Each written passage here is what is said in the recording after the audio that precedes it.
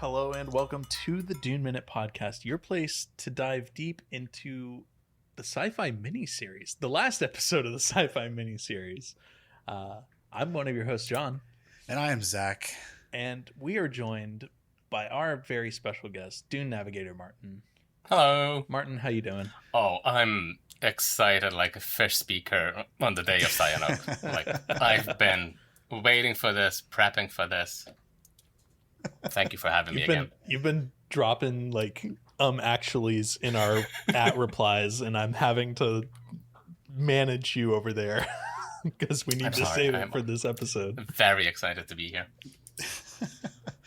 Well, this is a special day because this is the ultimate, not the penultimate, the ultimate episode of the miniseries, the Children of Dune miniseries, and which I guess concludes all of the sci-fi episodes that were released back in 2000, in 2003, 2001, and 2003, I guess.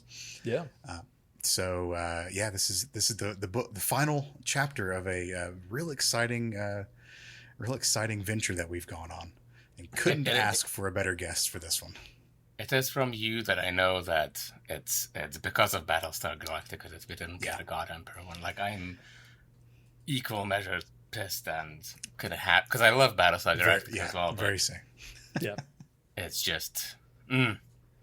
Well, I think it also would have been very difficult to, pull James McAvoy in for. Oh, come! They recast half the cast between the two series. Like, they would have just said, "Oh, this is still James McAvoy," but because of all the worm things, and because of all the prosthetics and everything, 3,500 years have passed. So this is how he looks 3.5 millennia in. That's true. But it's still him.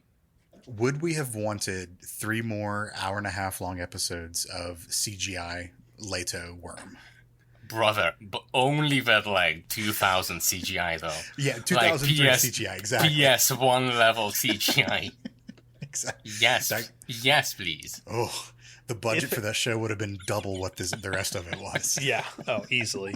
If anything, I would just want to know what design they were going to ultimately go with for Leto II, because like there's a very wide range of designs where he has his little flipper arms and he has like a full upper half of a human torso inside the mouth of Shai-Hulud. So it's like, okay, where are y'all going with Scorpio this? King, obviously. Scorpio King. That's like, yeah, that would be great. Yeah, just Scorpio King. Just the face, and everything else is CG.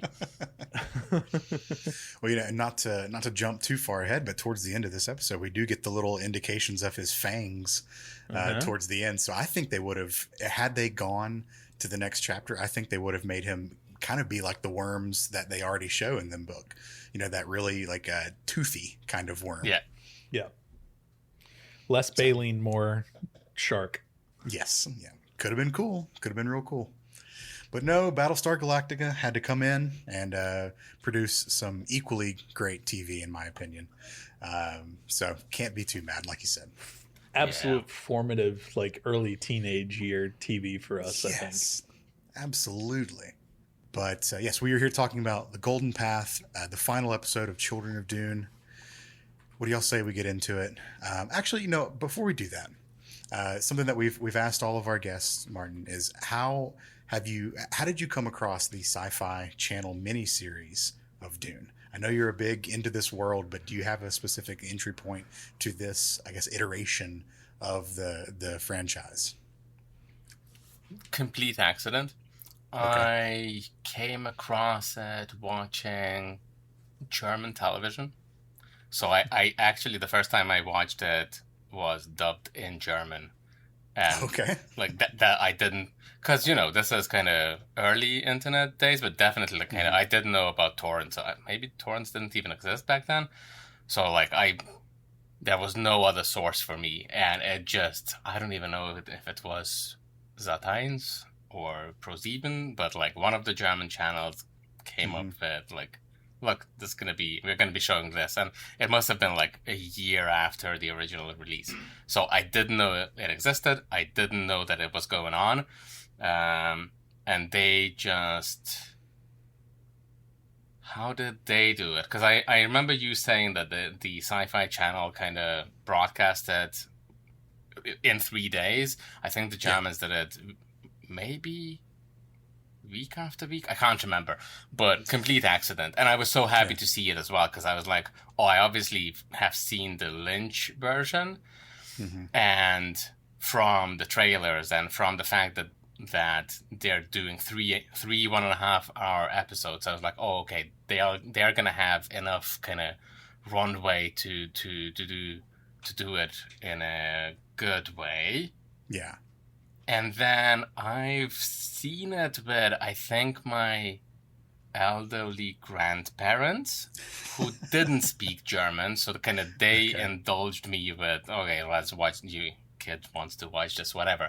And I remember you mentioning, I didn't know that at the time, you mentioning that I think there were kind of 2 versions. One was like kind of PG-13 and one was with boobs. Now the Germans went with boobs, so showing everything. So there's me, I don't know, at 14-ish, 15-ish, and my grandparents who don't speak any German, and we're watching Barbara Kadetova undress. Right. It wasn't awkward at all. Me explaining to them why this makes perfect sense canonically. That's a thin veil to hide behind when you're explaining it to grandparents. So I in retrospect, I would have probably preferred the PG-13 version. Sure. Because I don't think that, like, there must have been like maybe 2-3 scenes in total that must have been different or cut different. Yeah, I mean, besides the obvious like nudity scenes, I don't know if much else was cut. It's just like those handful, and that's not even from the Children of Dune series. I think it's the original, just from the original. So I don't know. The media laws in the U.S. are prudish sometimes, so we didn't get those. But or at least I discovered those later in life, and I was like, oh, this is what we were missing the whole time. Yeah, no, so complete accident, but very happy to have stumbled across it. Because I do think, like, maybe these 3 episodes less so, but the 3 episodes for Dune, I think they're amazing in terms of just sticking to the book. Yep. Sometimes line by line, and I enjoyed that very much. Yeah.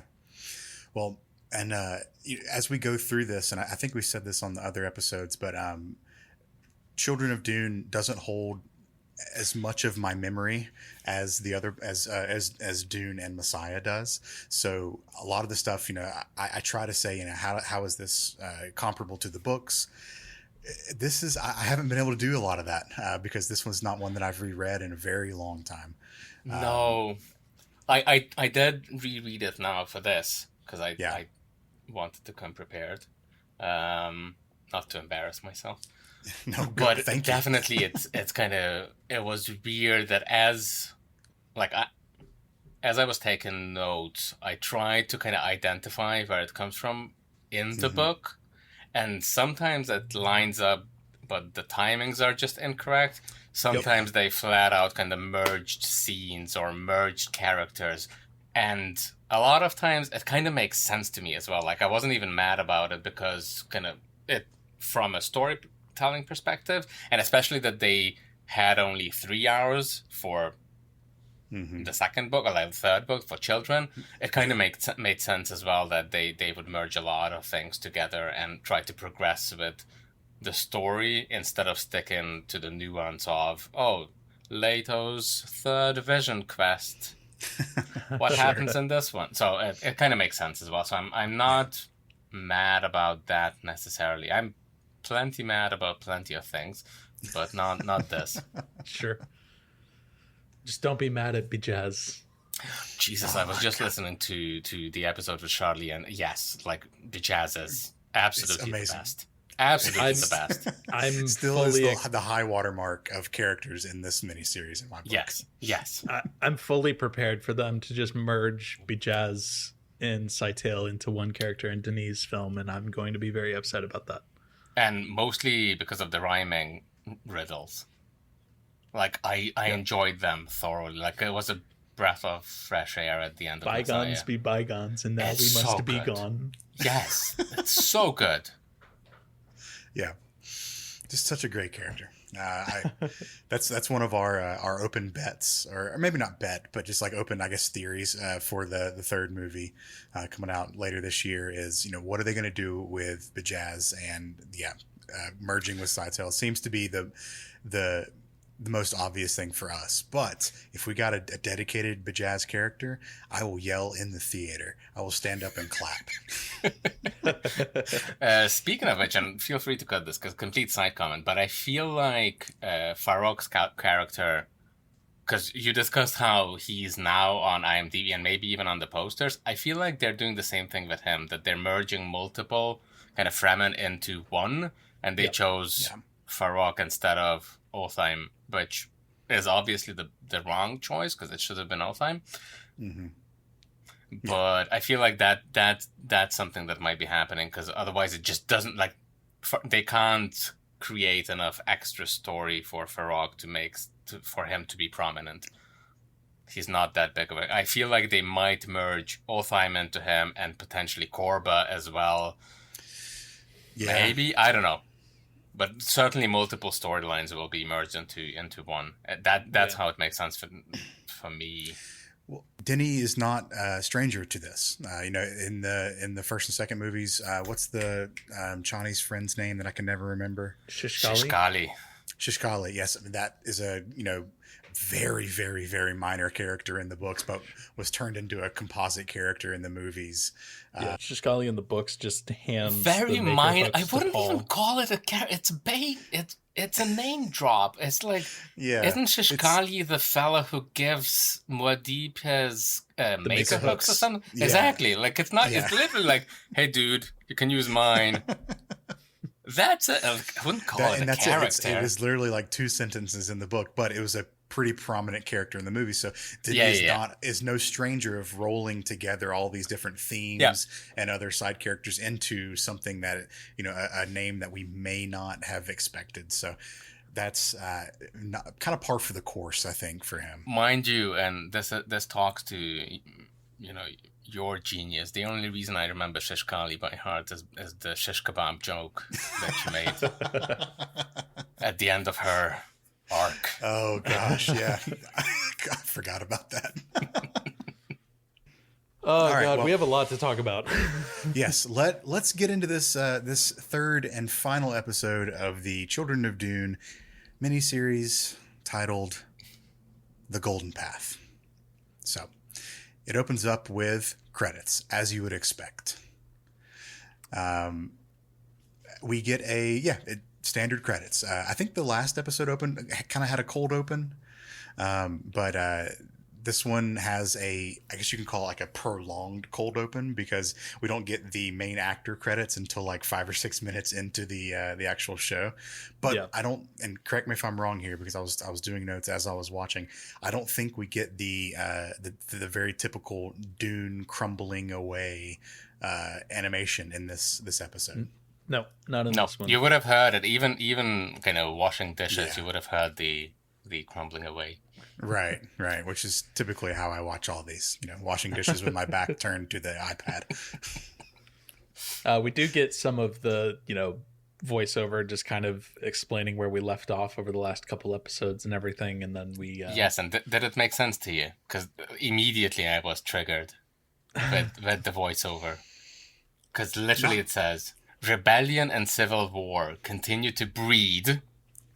And with each other, probably, fed by alias tyranny. And I'm like, what did you smoke to get to this line? Because this is not book accurate, for sure. No. It's clearly according to this monologue, some time has passed since the last episode. But 4 scenes down the road, we pick up exactly where we left off from the last episode. Not even 4. Okay, yes. Some time has passed. It is no longer nighttime. It is the next morning. Right. In that time... 4 hours? In that time, rebellion and civil war continued to breed. Hey, listen, news travels fast across the sand, all right? People are very active at night in Arakeen, apparently. Look, news isn't the only thing that travels fast across the sand, and we'll talk about that when we get to it. So excellent foreshadowing. Yes, we get a lot of fighting in the streets of the capital just to illustrate this unrest and civil war. And then we jump right over to Alia in her tinfoil dress. It's wonderful. I literally, my first note was that, like, you know that she's cuckoo because she doesn't have a tinfoil hat. She has a tinfoil dress. Oh, exactly. Well, you got to keep all the voices in. Constant props to the costume department in these shows. It looks so good. Like all of the dresses and the suits, and the still suits even got a little bit of an upgrade. They look much more comfy in this episode than they do in the past. Just my utmost respect to the costume designers for this, because they look great. My only question mark about this costume was that and I think you can definitely hear it, maybe even see it. Alia's in high heels. Mm-hmm. And I'm like, why? Who made that decision for her? Why would she do that? It was the Baron. We know this. The Baron said wear high heels. That sounds like something he would do. True, yeah. He was too fat and portly to ever wear them himself, so he just wanted to, understand. I mean, he did ask for occasional experiences, so yes, okay. Now this is my headcanon that it was Vladimir, right? But yeah, Alia. I mean, she's just really laying into this. I mean, she's crazy. She is losing her mind. She's here with all of her priests and just basically accusing them of things that they are in no way, shape, or form responsible for, or at least not those specific actions. And as she dismisses them, we get some fun snake noises in the background, which I thought was pretty cool. They are pretty heavy-handed on the give the sinister sounds to Alia throughout this entire thing. The thing that I really enjoyed about her dismissal is how she says "go," which I don't know why triggered dormant memories of playing Dune 2000, where at least one cutscene was like, and I can't remember which meant that out of the three factions, but literally this, they gave you the briefing about, and this is your next mission. You have to collect spice and defeat your enemies. Big surprise. And then they shoo you off in the same manner of go. I'm like, what a tie-in. Perfect. Maybe they copped it from that game, Totally. Our next recurring character that we see is Javid. I don't know how exactly they pronounce Javid. Javid. Yeah. He urges her to rest. And as he does this, we hear a bunch of echoes of the voices that are in her head. She's clearly triggered by a man telling her what to do. And she's not okay with this. And guess who shows up to poke fun at her or just to kind of needle her a little bit more? The Baron. We get the voice of the Baron here. And what a gaslighting master he is. Just absolute. I'm not doing any of this. This is all you. These are your thoughts. Head. Yeah, right. I'm so happy that they kept Ian McNeice as the same character, like the same casting for that character, because it is in my mind the perfect Baron. Yeah. Have you talked about the fact that the Barons and Alia's had, and it makes no sense canonically? Like even in like this is what happens in the book. Like they took it from the book. It's not the Sci-Fi Channel's fault, but like canonically it just doesn't make sense. I think it got brought up either on the first episode of Children or the first or second episode of Children, but we kind of brought it up a little bit. Why is he here? It should be of some woman in her past that is going to be doing this. But I'm willing to overlook that inconsistency if we get more of Vladimir in the story. My headcanon is that he's just such a pervasive force for the immediate Atreides that he just shows up. Yeah, fair. It's just weird. I mean, both, for me at least, both Messiah and Children are riddled with inconsistencies. Like, I don't know who the editor was, but or if there was an editor on this, but it's just riddled with kind of canonical inconsistencies to the point where, like, glaring stuff as well, like not deep cuts like this about other memory and how it's supposed to work based on book one, but even within the book itself, where Ghanima at the end of the book, jumping ahead a little bit here, but she's thinking about Farad'n and their future relationship, and she refers to him. She thinks about Farad'n and how Shaddam IV is Farad'n's uncle, when it's very much established throughout the book that Shaddam is his grandfather, because Shaddam, then Sissia, Farad'n. Yeah. Right. So, like, even within a single book, stuff like that slipped through. And so it's kind of difficult for the type of idiot that I am. It's difficult for me to kind of step past this. I try. Sure. It's just weird. John, I'm gonna dust off some headcanon or a theory that we haven't really talked about in a long time. Is it still Irulan writing the journals? Yeah. This is still the Irulan's story. She's the overall narrator of this, so she gets things wrong because she's not there for a lot of it.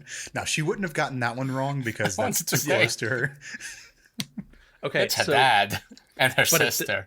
But at this point, would it be Irulan writing it, or would it be Farad'n? Because Farad'n becomes... That's true. He does, or at least according to the encyclopedia, he becomes the Hark al-Hada character. No, it's canonical. No, that's okay. Literally the last 10 pages of Children, Leto promotes him to, you can do what your aunt was doing. Have fun. Okay, yeah. Great. I didn't, again, the Children does not hold the place in my head that others do.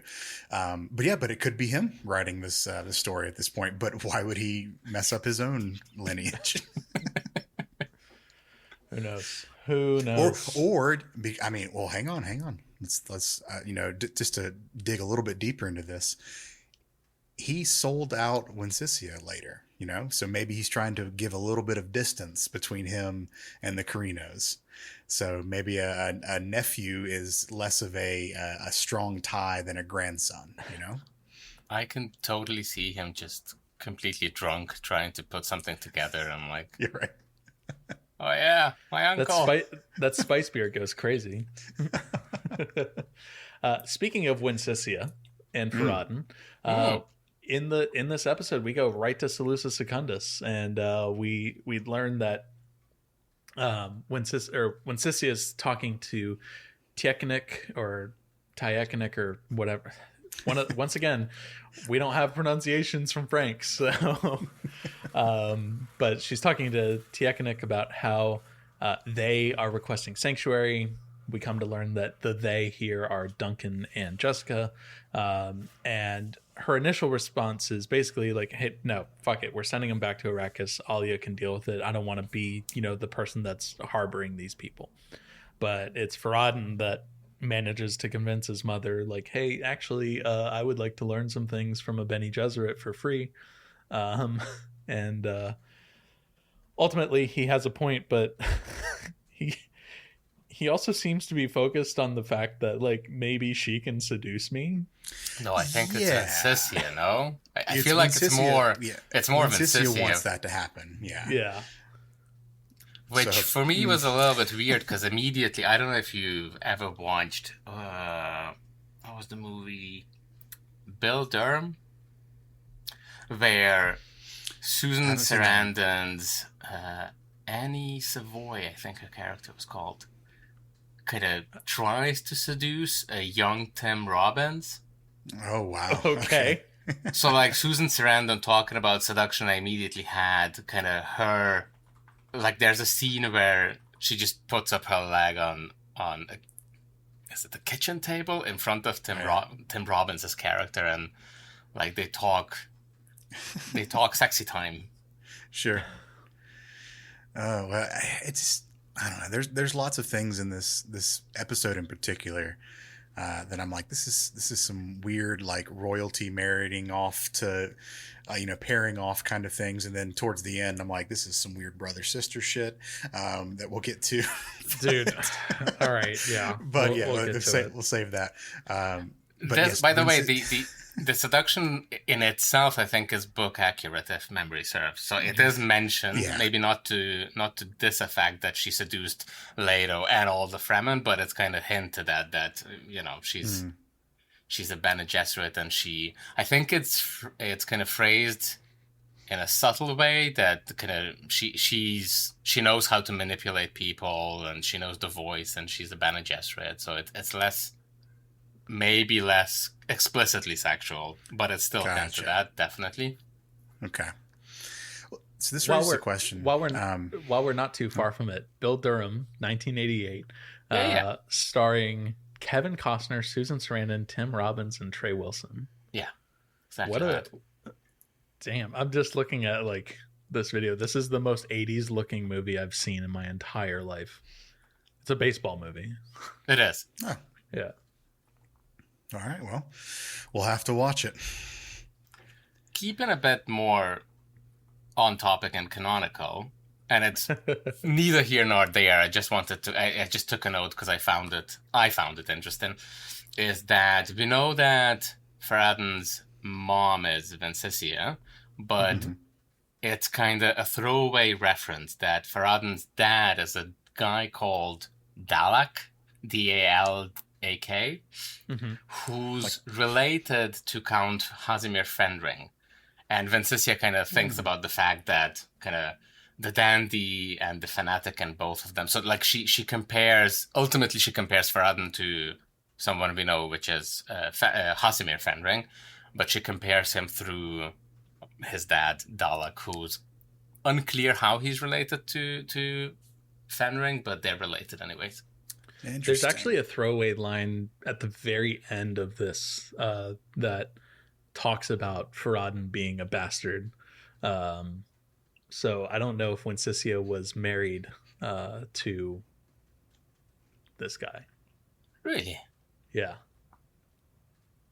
I missed that part. I don't know that one. It's a very quick throwaway line. Isn't that just isn't that just a comeback from Farad'n at the end of the movie? No one... When Vincicia calls him a bastard, and he's like, "Let's not bring your weaknesses into this," or something like that. I didn't clock that as a canonical thing. I was just like, "Oh, that's a great comeback." Yeah. I mean, I don't know if it's canon because it's a line in this, and we know that the writers get a little, they like to play with the universe a little bit, but that be some interesting research. I'm sure it's in the encyclopedia, which is close enough to canon. Depending on the article. Close enough, I said. Close enough. Well, I definitely consider it more canon than the expanded universe. That's for sure. Yeah, I mean, it's got Frank's blessing. I don't think Frank read every single word and fact-checked himself because, as we just talked about, Frank himself is inconsistent in the same book, let alone across 6. So that's what happens with you start to build a sci-fi universe. Look at the currently ongoing Song of Ice and Fire. George R.R. Martin is consistently stepping on himself in those books. So it happens when we start to build out an expansive universe. It's inevitable. Yeah. Let alone Frank Herbert's financial troubles with, being audited by the IRS and everything in the middle of all of this. So, I'm sure that stress didn't, help him with making sure every single bit he ever wrote was pure canon. Right. Well, speaking of stress, Ghani wakes up in this cave. She's got a little bit of a head wound. Yeah. A little bit of a scrape. And this is where the time inconsistency kind of like catches up with us. So all this stuff has happened, I guess, that night. And then now we wake up in the morning. There's been the tiger attack on Leto and Ghanima, and we see the aftermath of this. She wakes up from falling into her cave, and we see her kind of crawl out and see the tiger, which in my mind was clearly dead from the beginning. And she, I guess just to take out some anger or to make sure, stabs it about 37 more times. And just to make sure that it is dead. As you do. Like, what else are you going to do? Cook it for breakfast?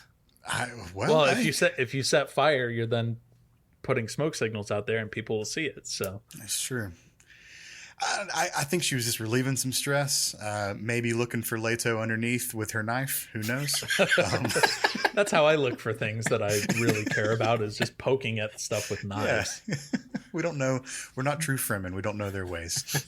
This is true. I will not act as if I was born into them. Right. But he's not there. Y'all, he's on another ridge watching her walk away. So she leaves the cave, goes off on her own adventure. Are we in agreement? It's established here with this scene that she thinks he's dead, right? Yes. Okay. Yeah. Leto's plan to make her think he's dead is working. Yes. Okay. Yeah. I'll come back to this at the end of the episode. Just inconsistencies within the movie, but I felt like Ghani thinks, "Oh, Leto's dead." Either he's dead from the tiger, or he wandered out into the desert and then died after that. That's kind of how I viewed it, because I don't know how much or how many movies she's seen on Arrakis. Nobody not dead. That is generally the hard and fast rule.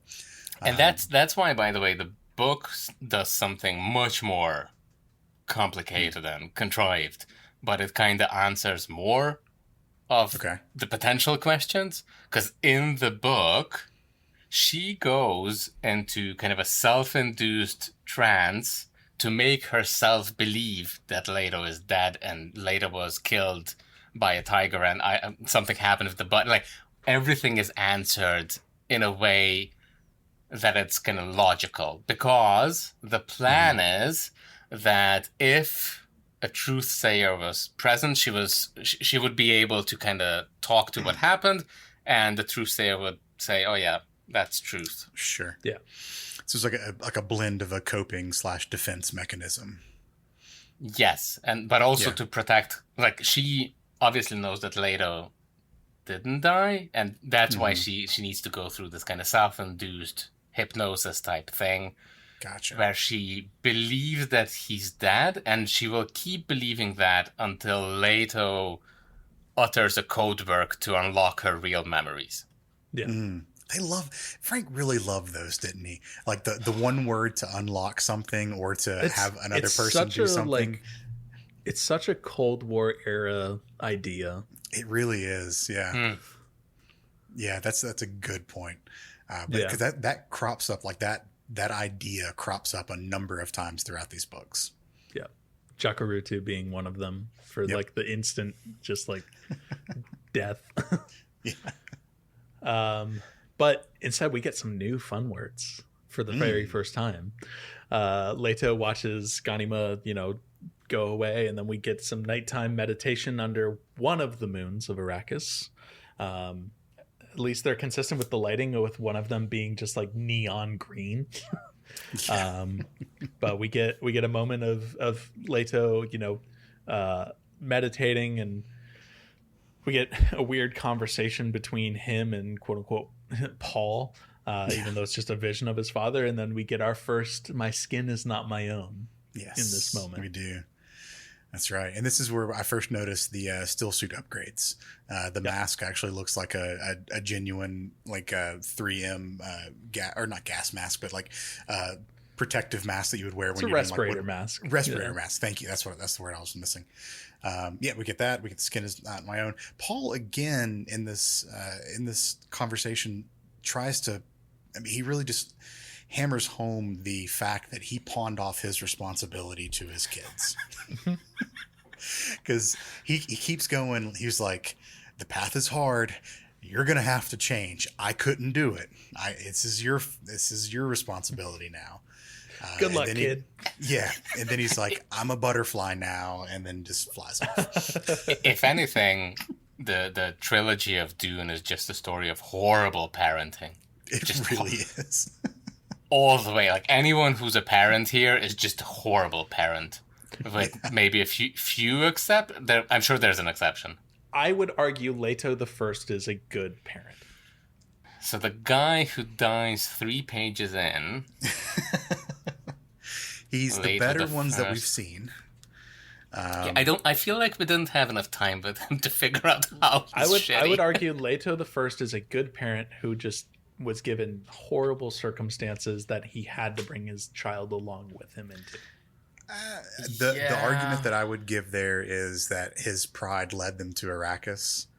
Was it his pride or was it his duty? Or duty, maybe his prideful duty. Let's combine the two. Nothing to do with his parenting skills, though. That's his own damage he needs to deal with if he sees a therapist. But as a father and the head of this family, he then laid his children into a world of shit.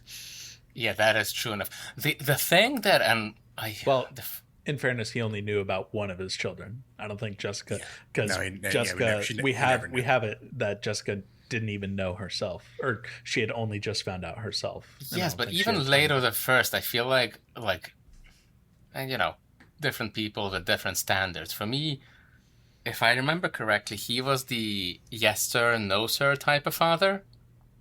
Like, he was relatively cold with Paul, and the memory I have of Book Leto is that he's only soft with Jessica, and when he's with Paul, he's like, "Look, my son, our duty," and Paul is like, "Yes, sir, yes, master, of course, sir." Yeah, you know what I mean? I do, yeah. Very military commander, even with his son type of father. And maybe I don't see it that way, just because Zach and I both grew up in a culture where when you talk to your parents, it's very yes sir, yes ma'am, no sir, no ma'am kind of thing. Not in a military kind of way, but no, but that's what I mean. Like, culture of the U.S. South. Yeah. So the only exception that came to my mind was Liet. I feel like we see nothing of Liet's and Chani's relationship, but I feel like, True. He raised her in the ways of the desert, taught her how to fly an ornithopter, according to the movies. Maybe we can amend that theory of it's not necessarily they're bad parents, but they're leaving their unfinished business to their kids. Oh no, they're shit parents. Let's get to the end of this episode. There's going to be so many shit parents at the end of this episode. Yeah. All right, let's get there. So this is when the opening credits start to really roll after this conversation with Leto and his vision with Leto and Paul. Sorry, before you continue, on this vision, these kind of recurring visions, how did you kind of clock it? Is it Leto talking to Paul and some spirit version of him? So are they really communicating as in the preacher and Leto, or is it Leto communicating to just a vision in the spirit world, or is it Leto communicating to his memories? It's Leto talking to the memory of his father and the idealized version of his dad. Because if he was actually talking to his dad that wasn't idealized, he would have been blinded. He would have been scarred. He would have been older. This is very much a still very young and healthy Paul Atreides that he's talking to. So other memory Paul Atreides. Yeah, that kind of checks out, because you're right. He's his young version, basically. Because we get him actually talking to the preacher and the preacher rejecting him initially. We get that later on. So in the books, this gets even weirder, because at one point, I don't know if you remember that, but it's one of the kind of plays on to the brother-sister sexual tension that you mentioned last episode as well. They decide, Leto and Ghani decide that they need extra kind of information, and rather than just going to their own other memories that they both have, they both have Muad'Dib's and Chani's memories, instead of just going and opening up that drawer, they decide Leto's gonna let Paul drive his meat suit, and Ghani will let Chani drive her meat suit. And this way, Muad'Dib and Chani can have a discussion about what's going on right now, and that will somehow help them, to the point where Chani almost doesn't let go and almost takes over, and Ghani becomes an abomination as well. Oh, jeez. They don't explore that at all in the miniseries. Thank heavens as well. That would have been over the top, jumping the shark. Like, it's well done for cutting these bits. Right. But yeah, in our title sequence, we watched Leto ride Shai Hulud and follow the butterfly that I guess represents his father out into the desert. And Leto has arrived at Jacurutu. He superhero lands off this worm, by the way. Yeah. He does a great superhero land. And then we immediately cut to not Jacurutu, which I had to go back and watch this a couple times just to be like, wait, this is the most jarring cut ever, where Palin Basha is like doing a little flirty chase with some other Fremen woman, and right as they're getting ready to have sex, Ghani stabs the shit out of him a lot. And then immediately passes out. So this is in Sietch Tabr or somewhere near enough that it is canonically, both canonically and story-wise and everything. This is Sietch Tabr, and because I went back to check out the footage from the first 3 episodes. This is, and I can't remember, maybe you do, what they did in the series. This is the same location where Paul goes through the spice agony. So that because when they cut to the siege, they show this 2-3 story high sculpture of a guy. I went back. It's frame to frame. They reused the same. It's a different angle, but it's the same model, CG model, or background, or like the same drawing. So in my mind, this is the equivalent of the Maker Temple from Denis movies.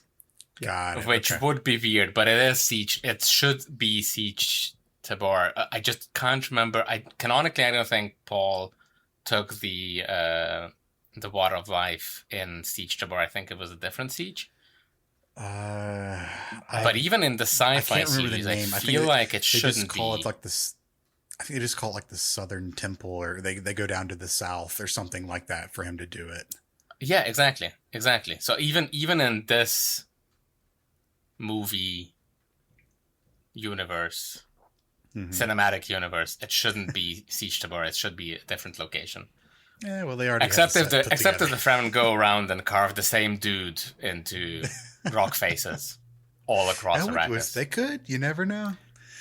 There's a franchise going on. Right. They have one architect, and he's really good at making this one particular sculpture. My guess is that they just use the shot as a cost-saving thing. Yeah, of course. But wait, before you continue with Ghani, I had one note about Leto, which I kind of lolled a little bit about. Go for it. I really appreciated the mouth flap, as you say.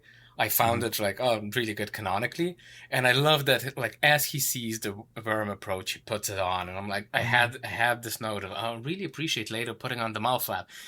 Cut to him on the worm without the mouth flap, and I'm like, okay, I made that exact note too. It's like Leto's water discipline is horrendous, and they don't of care all the anymore. people, they were raised in a water fat-ish city. I don't give a shit if you are Fremen, you should have good water discipline. Frickin' spoilers. That's what I want to say. Frickin' spoilers for God Emperor. He makes a whole deal out of this mouth flap thing for Siona.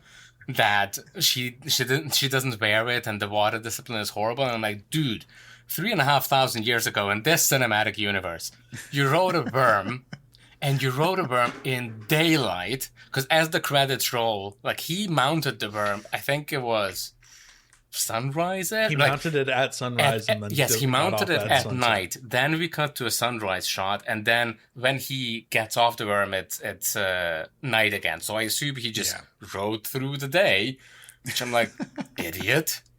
So yes, his water discipline is. I wonder how many Thumper ride that distance was that he 20. Everything is 20 in this. Yeah, I was going to say we've only heard of series. 20 Thumper rides.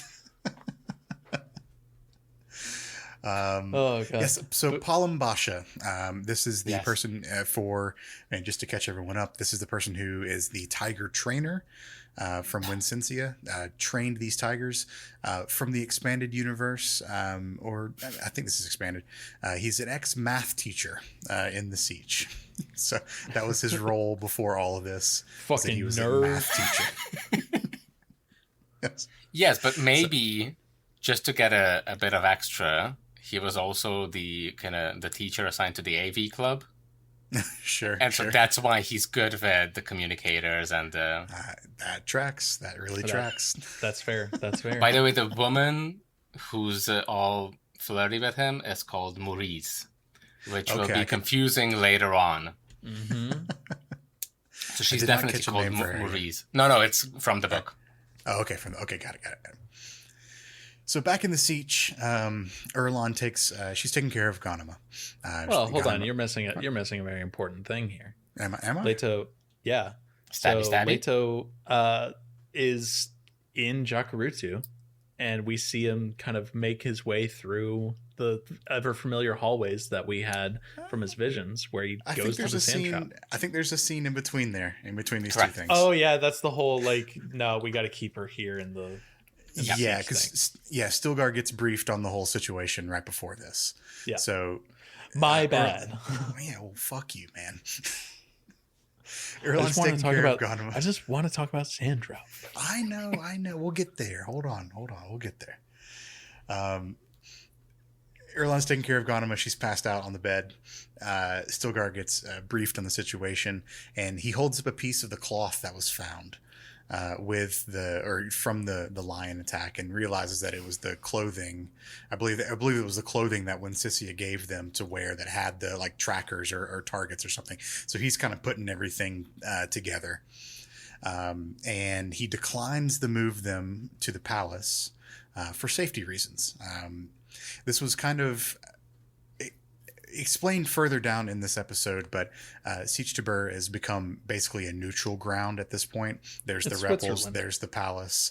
Siege Tabur is not taking any sides, and Stilgar is trying to hold on to that peace right now. So while Erlon and Ghanima are in there, they are relatively free from attack, or safe from attack. So yeah, he wants to keep them there for their safety, and does not want to give them back to the palace.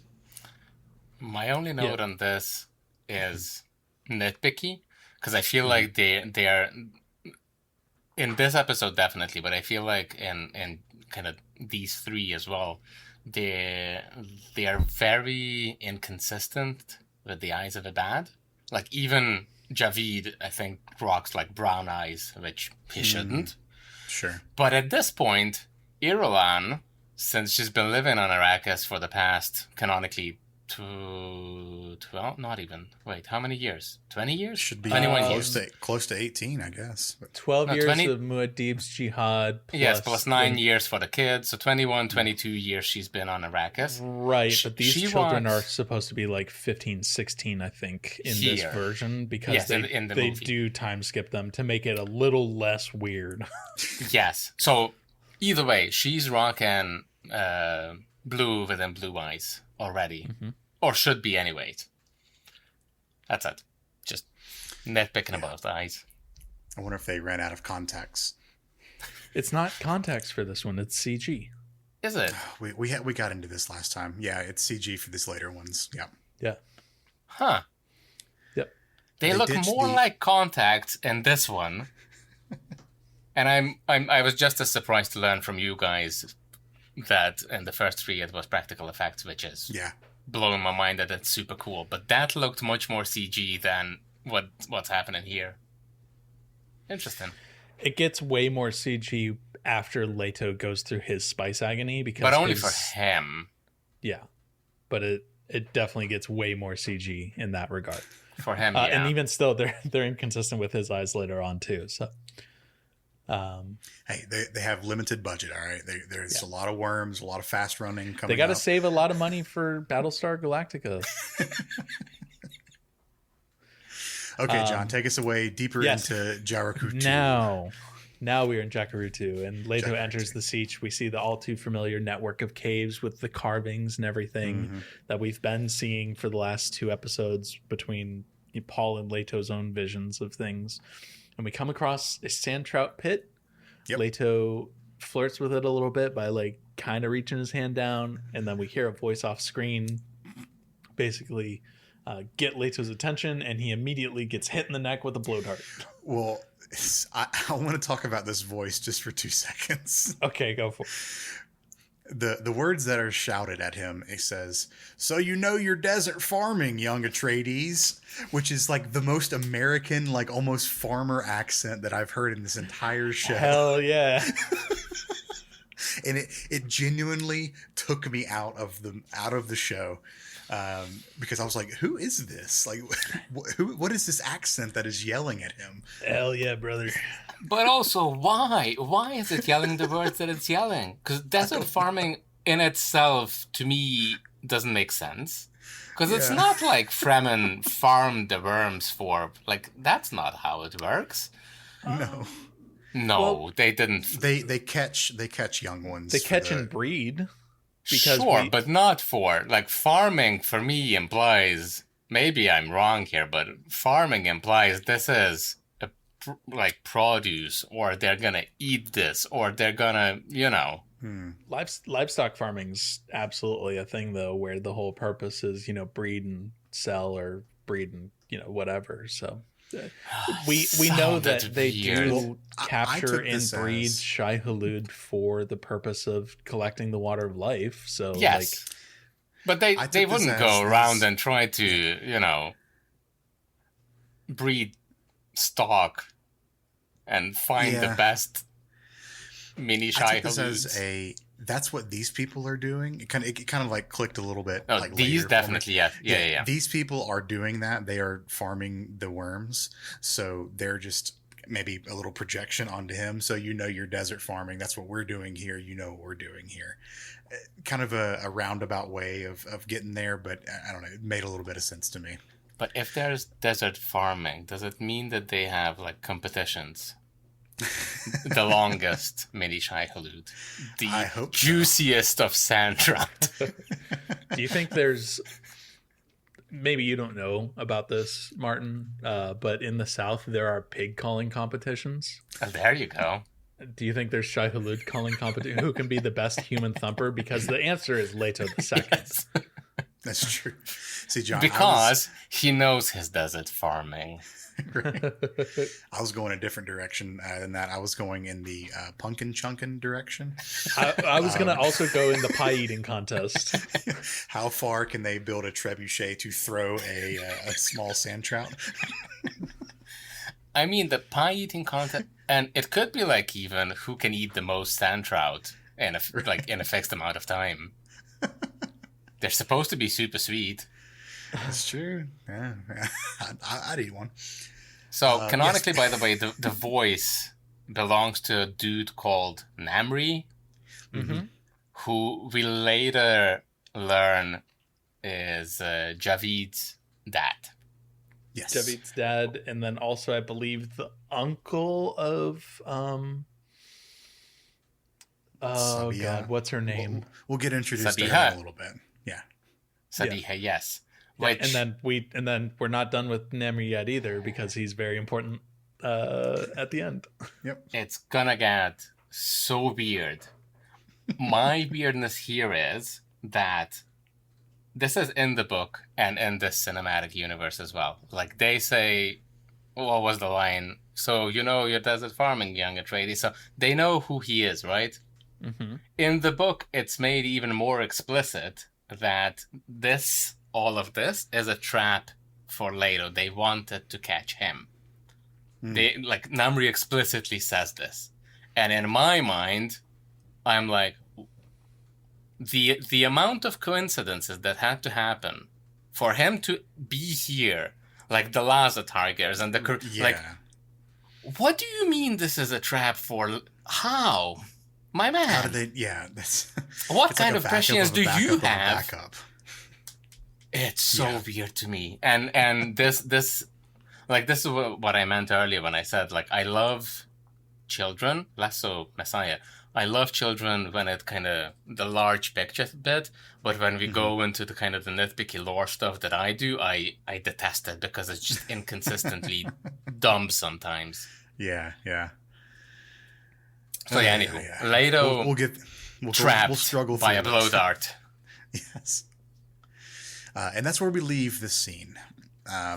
We fast travel back to Seleucus Secundus, and Winsistia is pissed that Ghanem is still alive. Do you have either of you? Do you have the exact quote? Because I loved it so much. I don't. So if you have it, go for it. Out of Susan Sarandon's mouth, "That clever bitch Ghanima survived our tigers." And then she says, "We need to improvise quickly." And I thought to myself, "I'm sorry, what? This was your grand plan?" Exactly. I was gonna say, as opposed to improvising slowly. But also, was this contrived plan with the clothes and the tigers? You thought this is a one and done. Yeah. One and done. It's not gonna go wrong. There's nothing that can go wrong with this plan. Kids usually wear clothes. Surely they will wear ours, and the tigers will be just there. She didn't take into consideration that the Atreides have plot armor. It's true. Oh, that was the problem. Yeah. She wants Javid to push Alia just further down into her crazy stir Alia's pot some more. That's what she says. Just which Javid is definitely stirring her pot. Oh yeah, more ways than one. And Javid just does that. I'm just gonna keep saying Javid because I think it's funny. Javid does exactly that. In the next scene, he informs Alia of the murdered priest, and she's like shaking and like holding herself. She is so just teetering on the edge of insanity here. No wonder the priest was murdered by Javid, right? Like they did the inscription and everything themselves to make his Alia guy start to go crazy and everything. Like, okay, yeah. That was a question in my notes. I was like, where did this come from? I don't remember this happening. I guess it was just something that he did. Yeah. I didn't kind of connect it with Javid, but it's the same people. Like it's the same people for sure. What I loved about this priest is, and I don't know if you registered that, but he was traveling with diplomatic immunity, and that threw me a little bit because why? He's an Arakean priest. What? Yeah. Did he have diplomatic immunity with the outcast, or how does that work? Who knows? Maybe that was like part 2 of the separation. The rebellion was like, okay, if we're gonna still need to talk, so the people we send, they're gonna have diplomatic immunity. Everyone was we like, need passports now. We need more bureaucracy in here. Right. That's what's gonna solve the situation. I did think this was a really good effect here, like practical effect. The carvings into the skin looked really good. Obviously, that it was meant to be read, and Javid does that. He reads off all the different curses that are carved into the chest here, and I just thought it looked really good. A very good prop here. It's a line that comes back later, but it's "Cursed be the name Atreides. Burning be on you for the abomination you have visited on our desert," which is maybe a typo in my notes. Maybe it's correct. I think it's correct. "You shall have no soul nor spirit. You shall not be permitted to come up from the depths." And Alia, I feel like, does the only reasonable thing that you can do in this situation. Wipes out the whole village. Like, random village, gone. I think she calls it a siege, but that's a village. That's not a siege. Back with Leto, he wakes up from his dart, and some pea soup is being served to him. I called it super watery salsa verde. Yeah, that works too. It's like incredibly watery salsa verde. And this is where we meet Sabiha, who also doesn't have Fremen eyes. Does she not? I didn't clock them. So she's just got the same. Like she has Javid's eyes, just brown. Just brown. Okay. She's played. This is a new character for us. Correct me if I'm wrong here. This is a first time introduction for this character. Yep. You're correct in saying it was the cousin, I guess, of Javid through the father, which I forget his name. Namri. Yeah, thank you. And I think has a much larger part in the book than she does in this episode, because she's pretty much only in this scene. No, she's back in the next scene, but I feel like she does the same thing. Sorry, in this location. That's what I'm saying. Like, she's pretty much just in this location. Oh yeah, but even in the book, mostly she feeds Leto, then kind of is horrible at her job and allows him to escape. And then they talk a bit more, and Leto, with all of his, with his 9-year-old body, tells her how they're gonna have sexy time real soon. That's okay. That's what I'm thinking of. There was like this. He sees a vision of them possibly having a future together or something like that. I think it's even confirmed in God Emperor that they did. Yeah. I think Sabiha was maybe his first wife. Bride. Right. Well, this is played by, and I'm going to butcher this name, I'm sure, but Lana Lichick, Likic. Sure. And yeah, correct me if I think I'm wrong, but pretty much only worked as an actor from 1999 to 2007. Last role was in Hannibal Rising in 2007. Not a lot in the IMDb pages there, but we got to highlight new characters, and I think for what her role is in here, I think she did a pretty good job.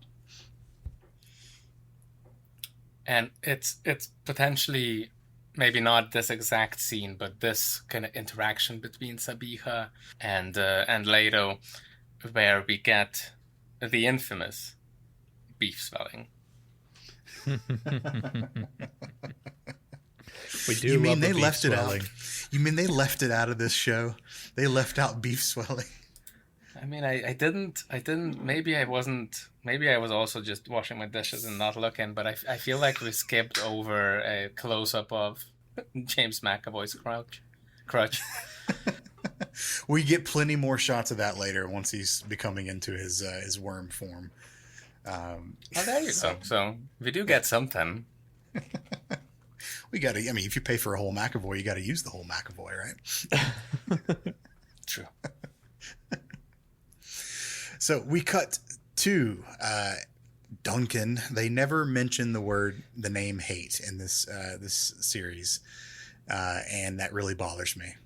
That is not. Maybe that's for the best. I know, but there's so much you yourself complained about, like face dancers and stuff like that they never explain. You just have to deduce. Are we getting a hate in Denis' film, or are they only going to call him Duncan? Well, I think, was it Charlie? I think one of you checked IMDb, and if memory serves, I think it's. Well, there you go. Hate/Duncan. I think it's as it should be titled as that. Yeah. The thing is that IMDb can be user edited. Ah, okay. So someone might have been a massive some nerd. fucking nerd coulda. Yeah. What I'm looking at yeah, now on says, IMDb now it's just Duncan, Idaho. So, I'm much more bothered by the fact that we don't have multifaceted metallic eyes. If anything, that's my problem. And by the way, speaking of, it's canonical that we've seen the Tleilaxu surgery on what's his face, the burning guy from Prophecy. We saw them cut out his eye and put in his robot eye. I can't remember the dude's name. But we've seen that happen. So it would not be a stretch for them to include that in this next movie. All right, John, get us back on track, please. Yeah, we still have so much to talk about, and this episode's already over an hour. So back on Seleucia Secundus, Jessica and Duncan are informed that their grandchildren have been victims of a well-planned assassination plot. When Sissia tries to convince Jessica that the plot was Alia's, which would be somewhat logical because of their age and the incoming like takeover of the power that they inherited from their father, and Alia not wanting to give that up. And when Winsissia proposes that Jessica and Winsissia protect each other in their own ways, where Jessica can say, "Oh, I'm a representative of the Bene Gesserit. I'm here, to, be an ambassador for the Bene Gesserit." But Winsissia wants protection in the manner of Jessica teaching Farad'n all of the fun Bene Gesserit things that men normally don't get taught. So Duncan is rightly highly suspicious, but Jessica insists that they stay. Yep. And can I say, Susan Sarandon and Alice Krige, like, acting against each other is just so good.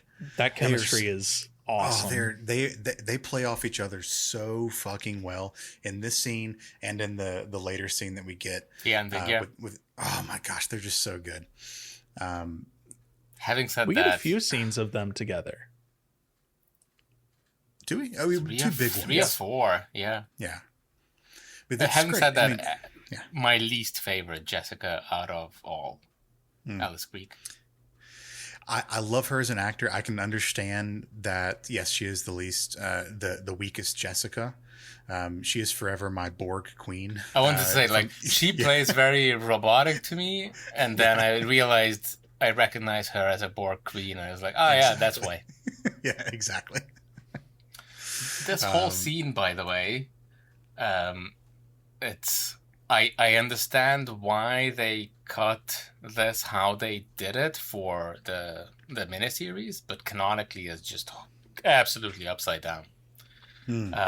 First of all, in the books, by this time, they know. I mean, Jessica and Duncan know that the Carinos are behind the assassination, because they just flat out asked them. Like, they're like, "Did you do this?" And Farad'n does what he does later here. He just admits to it and says, "Yeah, well, sorry. Yeah, it's us."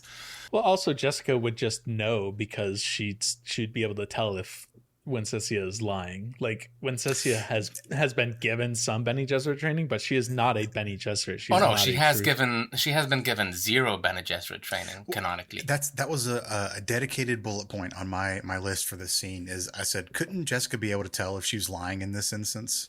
A full Bene Gesserit, a full Reverend Mother, and then this person who, as far as we know, has 0 training. But also the emotional control is off, because in the book, literally, Jessica held her face emotionless. Because she's a fully trained Reverend Mother. Why would she give away anything? And here, obviously, she's very much in shock hearing the news that her beloved grandchildren, that she didn't visit it for 16 years, are dead. Obviously, she was very, emotionally attached to them. That's why she didn't see them for the whole of their life. Talking about horrible parenting and grandparenting. So that's one. It's kind of in the books, or in the book, Jessica and Idaho know immediately that it's the Carinos. And then the whole setup is actually proposed by Jessica, that hey, there could be a quid pro quo here. We could scratch your back. In return, we can stay here. I can say that I'm a diplomat of the Bene Gesserit. And it makes a lot of sense, because this is kind of Jessica's plan. I think it's not explicit in this scene, but it becomes very much clear that this is Jessica's plan all along, that she wanted to come here. She wanted to deal with Farad'n. She wanted to train Farad'n for a very good reason, which we can get to later on. She wanted to get away from Alia on Arrakis. And she actually knows that Leto is still alive, while everyone else thinks that he's dead. So at this point, we as the reader don't know that she knows, but in like 2 chapters' time, it's going to be revealed through a different circumstance that as well was Jessica's plan. So she knows that Leto is still alive and getting pea soup.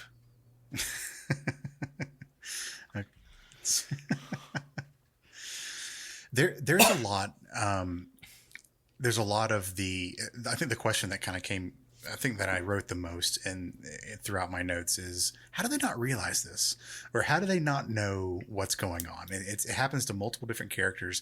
I think the most offensive one in this is Gurney later on in the story, which we'll get there. But people like the show has. They're treating the audience as a character in the show, it feels like, and they're just like stringing us along the same way, which I get it. That's how TV works. But it is at the expense of narrative, or at least factual narrative to the book. Yeah, and I feel like that's why, while I understand from exactly what you say, like from a TV storytelling perspective, I can agree with a lot of kind of choices where they cut or merge things together. But also for a lot of this stuff, it would have made sense to just copy the book as they successfully, very successfully did for the first miniseries. Yeah, that's true. Okay, from here, we're back to the city. Alia holds her. Yes, back to the city on Arrakis. Thank you. So we are. Alia's holding her, I guess, meetings with her priests, and she's got this. Yes, she's got her bowl of fish on the table, which I think is just a big middle finger to the Fremen, and say, "Fuck your water discipline. I'm going to have a bowl of fish on my table that serves no purpose." Bowl of water and fish, by the way, not just fish. I mean, big fish. The Fremen have fish. They know fish.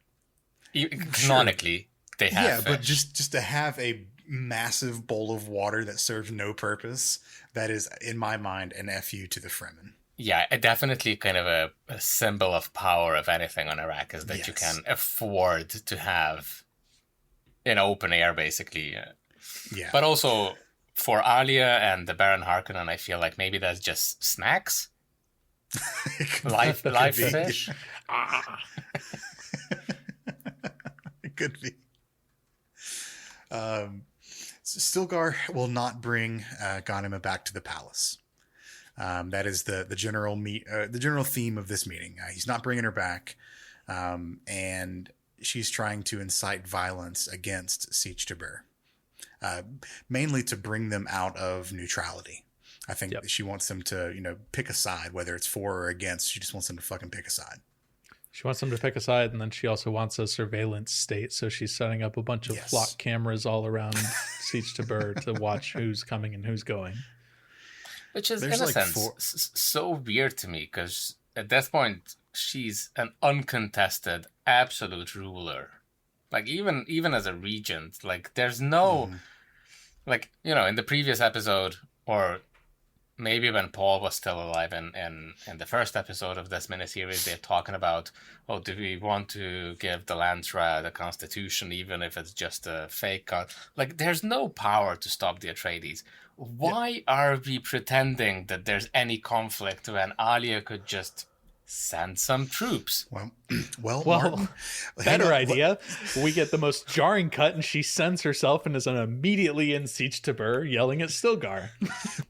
Before we jump away from this scene, I wanted to check if I could interest you in a new product. Because I know that you love your glow globes. But you can never pry a glow globe from my cold dead hands. No, I want to add to your collection. So in this scene, I'm and interested. It comes up 2 or 3 times in the book, in Children, and you might even just kind of skip past it, because it's never actually kind of... Frank doesn't stop and explain what it is. He just kind of assumes you'll figure it out, or assumes you can imagine it.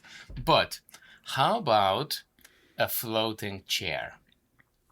Because in this scene, Ghanima is in this scene. Ghanima's back in the keep with Alia, so a bit of a difference compared to the miniseries. And Ghanima sat composedly on a green floater chair in her own quarters.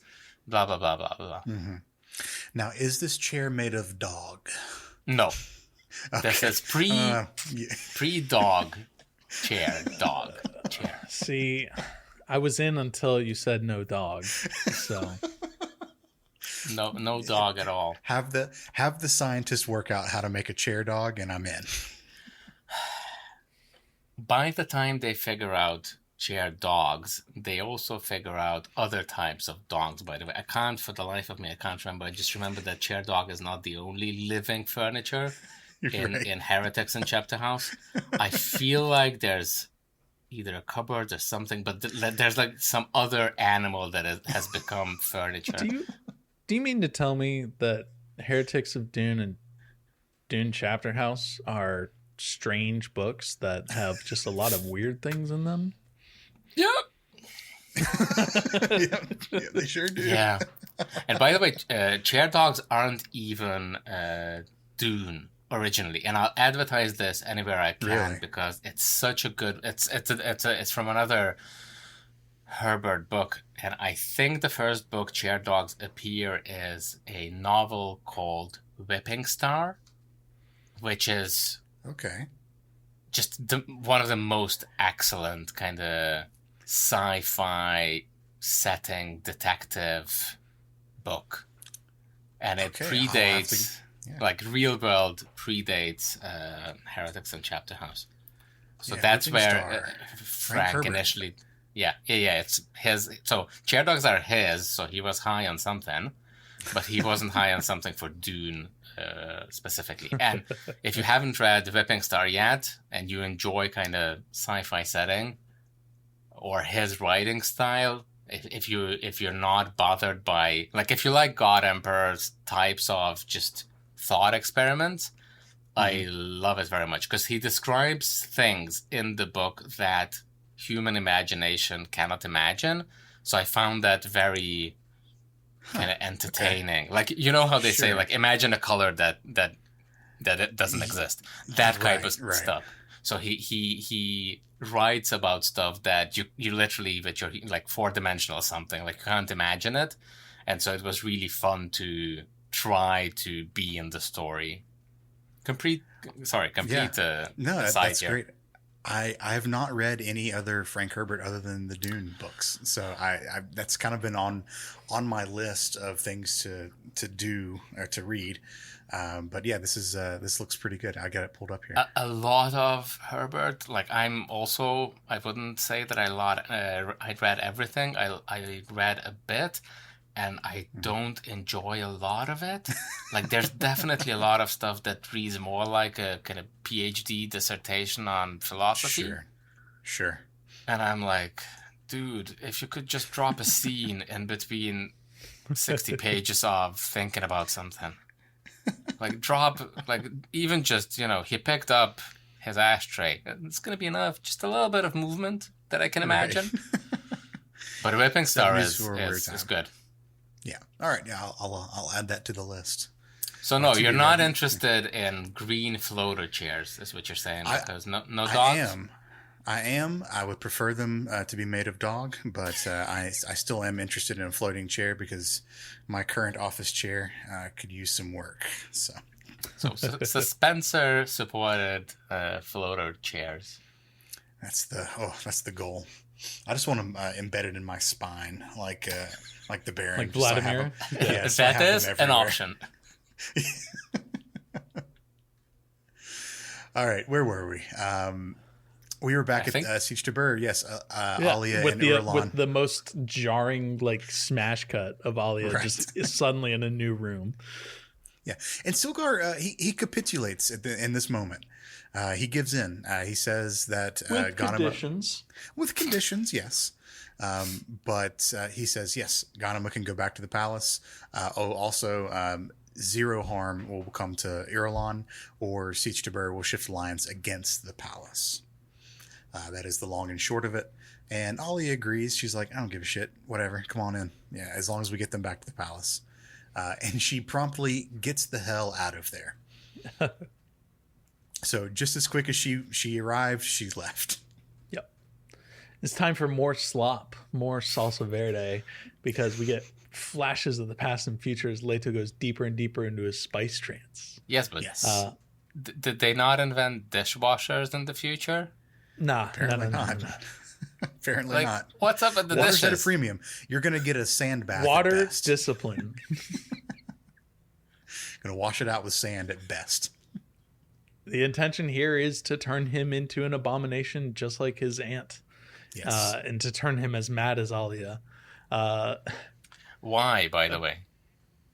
Like, even in the books, I'm reaching to figure out why the outcasts are doing what they're doing, but in the miniseries, why? So the whole to plan discredit comes him, from. I think. Why not just The whole plan kill comes him? from Alia herself, with instruction given to Namri, which then. Because the other thing too is Gurney Halleck is supposed to be like in on all of this, like observing and doing everything, but Gurney Halleck is supposed to have the understanding that this Namri is working. Jessica. Exactly. Yeah. Because plans within plans. Yeah. Which I think not having that in this kind of takes away from the whole idea, but also like it would be incredibly confusing to people. It's like, why the fuck is Gurney here? Right. So that's the whole other thing. I think the whole idea is to essentially turn the Civil War into, let's just get these two fucking freaks to fight each other, and then whoever ends up winning is our new king. Oh, it's Godzilla versus Mothra, and they are now trying to turn Leto into. It's more Godzilla versus Mecha Godzilla, I think. Oh, okay. Yeah. We get a lot of good visions here from this Spice Tracks. Tripping on grass. Yes. Giving us blue steel before blue steel was a thing. We got the faces. Windows XP background. We get so many good McAvoy turn to cameras in this show. Just like, I feel like this is where they got blue steel from. Like, all I could pursed think lips. of during this was just Zoolander. Yeah, Just exactly. constantly. Yeah. Blue steel, Magnum, whatever else he had in terms of the same look, and just looking after PS1 graphics butterflies. Hey, the PlayStation 2 was out in 2003, okay? Oh, okay. Sorry. Did they have budget for it? Because they spend their budget on a full-size McAvoy. Maybe. Did y'all see the? This was a little bit more prevalent in the worm riding scene at the beginning of the show, but there's some parts of this where the green screen against McAvoy's hair makes it look purple. It's kind of like clipping out or like has a little bit of like color shift to it, and it looks like he has purple highlights. That's his vision hair. Oh, it's okay. In the spirit world. Well, I think he'd look good with some purple highlights. I mean, rock it, man. Lean into it. Yeah, very 2000s. Visions of green grass. Ghanima's whispering to him as this is happening. I assumed it was Ghanima because I don't have subtitles on this, but I have to imagine it was. And this is his visions of the dream of a green Arrakis from his grandfather on his mother's side. And we get the dramatic turn to camera and everything kind of starts to die. And as the camera zooms out, we get a bunch of dead worms. And then we get awesome James McAvoy yell. Which turns into a worm roar right at the very end there. And it's not the last time we'll get it. No, it's not. 2 more times, yeah, because the Lion of Atreides, which is a line that makes 0 sense. Yeah, shouldn't it be the bull? Because their crest is an eagle. The family animal is the bull, but nowhere is it mentioned a lion. My theory is that someone didn't pay attention and or was high when they were writing this, and they confused the golden lion throne. And they were like, lion, that's what we need. Makes sense. Okay, yeah. So he wakes up from this, and Sabiha is pointing a gun at him, a Mala pistol, right at him, and through some like word kung fu, he disarms her emotionally, but then physically disarms her after that. Mm-hmm. And he The show kind of made it seem like he guesses that they are selling sand trout here. I had a feeling that he knew for certain that they're selling the trout off world, and he just wanted them to admit it. Well, he knows his desert farming. He knows his desert farming. That's true. And just to prove how much of a badass he is, he takes another shot of salsa verde, and says, "This doesn't affect me anymore. Bitch. This is not hot. This weed sucks." So this place canonically should already be a different place. This shouldn't be Jacurutu. And this is something that I'm actually not mad about, because it kind of makes sense to me that they would kind of squish together. Because in the books, Leto escapes Jacurutu. He survives the sandstorm. He gets to a place called Shuloch with a guy called Maurice, which is only confusing because Palimbasha was smooching with a girl called Maurice. And same Maurice... absolutely same spelling. It's the most confusing thing. Well, not the most confusing, because one's a guy and one's a girl. And this Maurice that he gets to Shuloch with, I feel like in the miniseries they're kind of smushing together, Namri and Maurice. I think I know who Maurice is in the miniseries, and we'll get to him in, I think, a scene or two. But basically, he's the judge of Shuloch, and his specialty is kind of the recognizing abomination. He has a PhD in recognizing abomination. And the other thing that he's known for is that Maurice, he's the dad of Asan Tariq. And Asan Tariq is the young guide who's going on desert rides with Paul. Okay, got it. So we'll meet him later. Yeah. There's a bunch of new characters that Herbert kind of introduces here, and I feel like I've read Children a couple of times. Mm-hmm. I'm not, before prepping for this podcast, I don't know if I had this good of an understanding of the full cast of who's who in this book. But they're all related to each other, you know. And that makes it even more confusing. It's like there are so many people, but there's only 3 families. Yes, and one clan, because all of these people are cast out. So the Shuloch people, the Jacurutu, all of them are cast out. And yes, their main business is kind of smuggling spice and smuggling worms, and that's what they do. That's what they do. And judging abominations. Yeah. Which is such a weird and specific skill set to have on Arrakis. I feel like, how many abominations and how many kind of possessed people are there on this planet that you need people? Because that's something that returns in the book again and again, that the Fremen have a whole kind of trial of possession. And I'm like, why? In fairness, every pregnant person is constantly surrounded by spice. It's true, but so you think they're trying to to gauge the level, because according to what we've seen, it has to be a water of life ceremony while you're pregnant for that to be even an or option. a but Chani weird eating... things could happen with a developing child ingesting spice, because they share the same blood supply as the mother, and I'm not buying that. No, even with Alia, Chani had to eat raw spice, instead of anything. She was just eating spice. Alia went through the water of life stuff. It can't be that common an occurrence. Even with Alia, she's a freak, right? Everyone thinks she's a freak. Mm-hmm. They've never seen anything like this, like her. I mean, in the book. So canonically, it's just such a retcon for me, and it's canonical because it's coming from Frank. But it's just such a retcon that the Fremen would be special and they would have this, and it's also presented like something that is known, that the Fremen have this trial of possession. Which, in the original book, they were a backwater planet outside of the Fafraluches. No one even knows that they exist. They think there's 1,000 of them across the whole desert. Right. It's just such a retcon, which, again, I like the overarching story. I like the arc, but these details, they just put me off. And correct me if I'm wrong here, but that I'm sure that role comes into much bigger play later in the books. Yeah.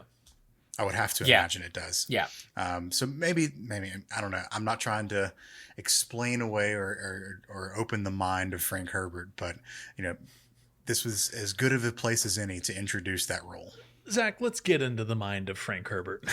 I would prefer not to. It's one of those jobs, and I'm having a hard time like drawing a real world equivalent to, but it's kind of ceremonial until you need it, and then it's real important. So good to have it, and to not need it, than to need it and not have it. Yes, but and I can't remember if Namri is already done with his PhD and can do the same as Maurice, because I remember Maurice as the judge and he knows his stuff. But like Namri's working for Alia. Mm-hmm. Did they not clock her as a possessed person? I think it's more of like, oh shit, this is the person with ultimate supreme power telling me what to do. I'm just gonna fucking do it because I think they did. Yeah, I think they did clock her as that, but she was too important to touch or too important to do anything against. Or maybe too high status, like John was saying. But they're killing her priests and writing graffiti on their bodies. It's the same group. That's what I mean by it's confusing in a very circular way. That these are the people fighting against Alia, fighting against the change that's happening on Arrakis.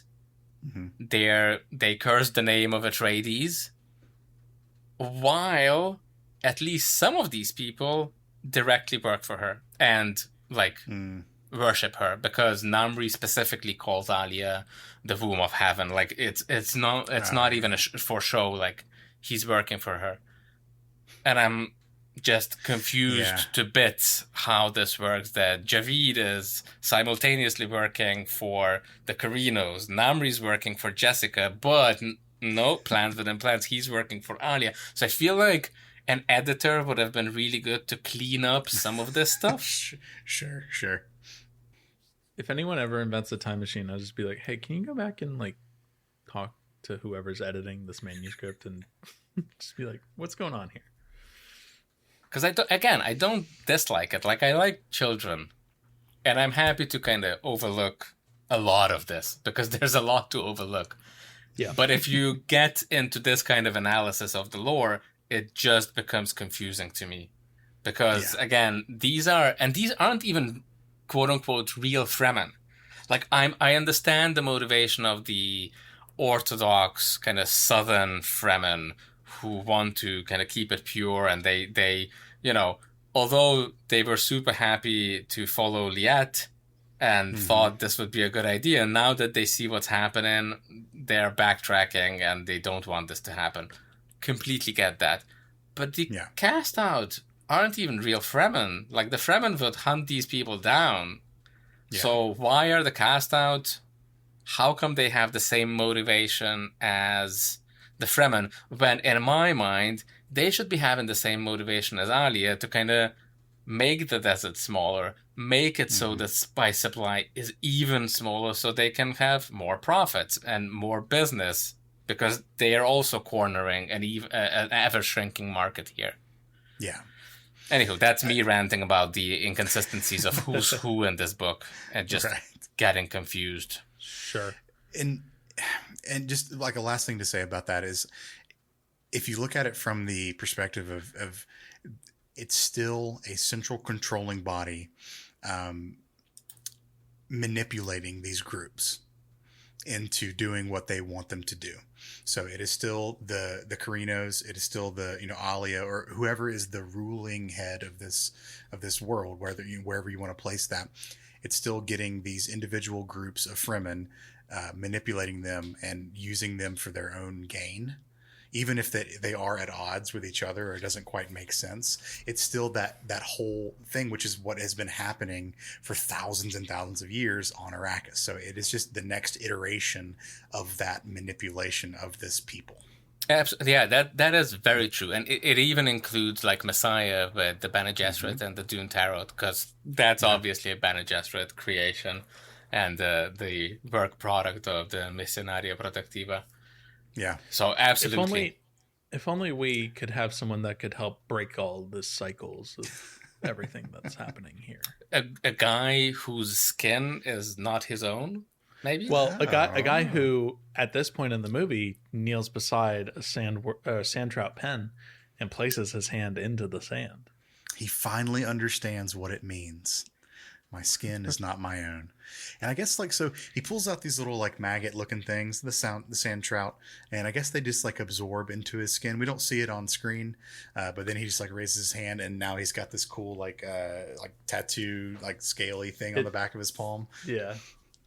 Looks awesome, by the way. I love the design. Yeah. I love the design. Big scab. Just don't pick at it. Yeah. Canonically, by the way, and again, why do I, as a reader, have to imagine a 9-year-old boy naked in the sand? But canonically, he doesn't stop with his hand. He lies down in the sand, and as you would do with maybe kittens, he just lets all the sand trout cover him. So it's a full body, and obviously he lies down naked, and it's described that he lies down naked, and I didn't want that in my head. I don't need to know about a naked 9-year-old. Thank you, Frank. Nope. So weird. Well, my reasoning for this is that they wanted to show the progression as the show went on of him slowly being taken over by it. Yeah, it makes perfect sense. Which they do to great effect. So it's a good place to start on the back of the hand, and then you start to creep up the arm and around the neck and everything. And again, I think it looks fucking cool. It's a cool effect. It does.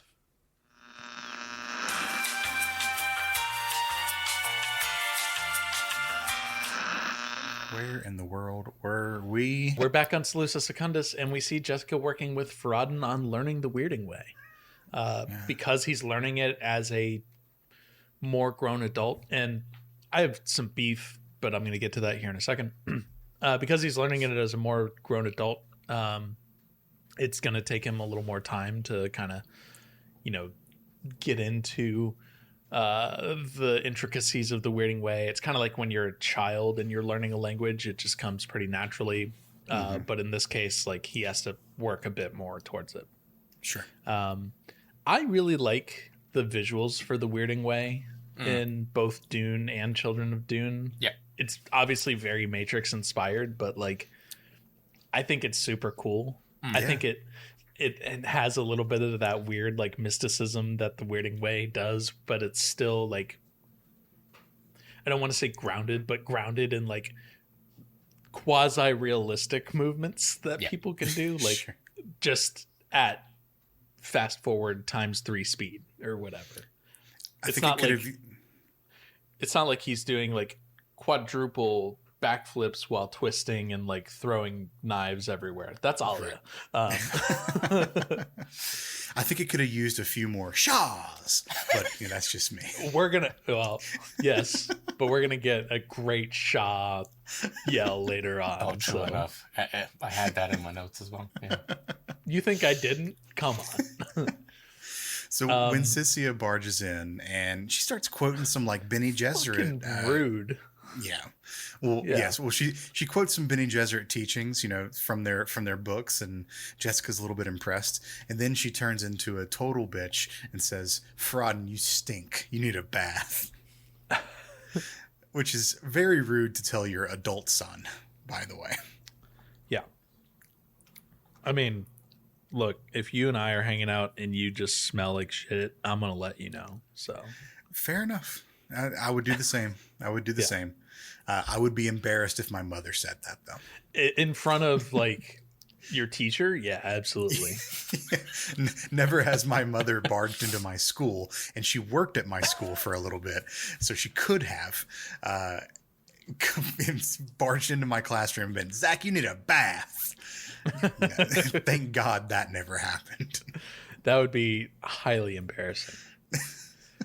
But after Farad'n leaves, we get some news. Ghanima has survived the assassination attempt. Believe it or No, I'm not. sorry. I'll have to quote here because I laughed out loud.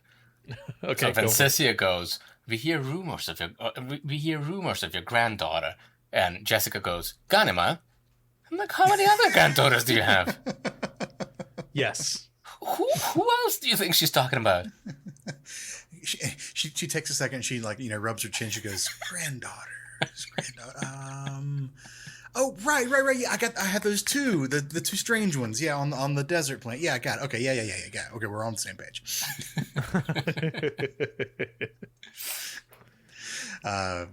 And then she's once again suggesting that they join houses. This time with Farad'n and Ghanima. So where this is, I think this is where it first gets brought up. I think because of how they framed it, obviously they didn't want to make it even weirder. But in the book, there is kind of a couple of suggestions that it doesn't have to be Ghanima. It could be Alia as well, which only gets super weird because it's suggested while Idaho is in the room, who's still her husband. They do that here. Do they? Yeah, when Sissia initially brings up Alia in the conversation, and then later on she turns it into Ghanima, which makes more it's more age appropriate. Also, she's available. Yeah. Yeah, it's a whole thing. It's very strange. So later, Jessica runs this idea past Duncan. He's not on board. He's fully repulsed by it, actually. Yeah, and he does say that he's not in love with Alia anymore. He does say that that ship has sailed. And Jessica kind of gets him on the same page by explaining how she's scared of Alia killing Ghanima because of power struggle reasons, and this would kind of solidify Ghanima's, I won't say claim, but just, I guess, stature within the organization, to where it would not be as easy for Alia to kill Ghanima. So it would be a good political move. And I guess at this point, Duncan's like, fine, whatever. In the organization, in the family business. Yeah. Well, and then Jessica drops the other bomb on it, or on Duncan, and is like, and I need you to go broker this deal. So Duncan does that. He goes and runs the idea past Alia, and she's not on board. Initially anyways. I took this as she's too paranoid to give up power. She sees the walls closing in on her, the things that she's always known, like the kids are going to take over power eventually. I think she's kind of just at a power, grasping at straws to hold on to the power. And add that to the fact that she's very paranoid at this moment. So she thinks everything is a plot against her. So initially, spoilers. It is. Yeah, spoilers. It kind of is. So initially, she's not for it. She eventually gets on board, but with a caveat of, they're going to give in to all of the Atreides' demands if we're going to agree to this marriage. So then the conversation turns to a marital discussion. It's a very tense discussion here. It's so weird as well. Yeah. Like that, and again, I have this hot take that I coming back to editors and how storylines should have been developed here. I think Messiah shouldn't have been published. I think Messiah should have been background material for children, because even between Messiah and children, and I think it would have been an awesome thing to do, to kind of do Messiah flashbacks from the POV of Duncan, for example. So you could have weaved in a lot of what happened in Messiah into an extended children, and it wouldn't have taken up too much space. But in Messiah, these two, so Duncan, Hate/Duncan, and Alia, they were meant to be. Like, Alia had visions of this mystery man who she couldn't pin down, even with her prescience, and then finally they come together, and I feel like Herbert's horrible at any kind of physical attraction descriptions, because people just suddenly out of the blue love each other, and I'm like, Right. There was no sign of that. But in Messiah as well, like, Duncan, or is it still Hate? No, it's still Hate even. I think it's still Hate who, like, steals a kiss off of Alia, which is super inappropriate, but she doesn't mind it. So, like, there's almost like a development, which never again happens between two consenting adults. And then a couple of years pass, and suddenly they hate each other, which you can kind of, chalk up to the Baron coming into the picture, and suddenly there's not 2 but 3 people in the relationship. Fine, but even without the Baron, even when Alia just struggles to keep the voices at bay, it doesn't feel like she really loves this person. So it's just a kind of retcon of, yes, you're married, but oh, look at him, he's a Mentat, he doesn't even have real feelings, when in Messiah he's introduced as, yes, a Mentat, but a super passionate one and still a ladies' man. Yeah. It seems like a relationship of convenience more than anything. That's kind of how it's shaken out to be. Yeah. Despite the build up. So they are clearly not into each other anymore. Or at least Duncan is not into Alia for sure. Yeah. The feelings are the most one-way street possible. Yeah. So she sends him to see Stilgar in the Siege, and to help, I guess, with the peace talks, trying to get Siege Tabur to join their side when Stilgar again is still claiming neutrality. Then we cut to an oddly placed scene in my mind. Yeah, very much. This one was kind of a this was kind of a non sequitur to what came before and what comes after. Mm-hmm. So I didn't really type a lot of notes on it. I just said, like, Gurney is talking to other rebels. They get into an argument and Gurney wins the fight. Like, he kills them. That's effectively what happens. I don't know if y'all caught on to any more, like, larger implications for this fight. Or this conversation and fight, but to me it was just, let's bring Gurney up to speed on what's happened, and then there's going to be an argument because these are some of the rebels, and Gurney's going to kill someone, and then now he's caught up to speed and he can, come back in a scene or two or whatever it is. I think this is it, because there's, like, I tried to go back to the previous episode, and I think I might have skipped over something, but I think the last time we saw Gurney is when they were kind of interrogating or advanced interrogating the Jacurutu rebels with Stilgar. And then nothing from him since then, and suddenly he's in the desert, which in the book is obviously handled much better because Jessica sends him on an errand and he finds Namri, and there's a whole kind of plan within plan about Leto as well. I think this guy is potentially supposed to be Maurice, or like a high-ranking Jacurutu/Shulach person. I didn't check IMDb. I just kind of clock him in that area.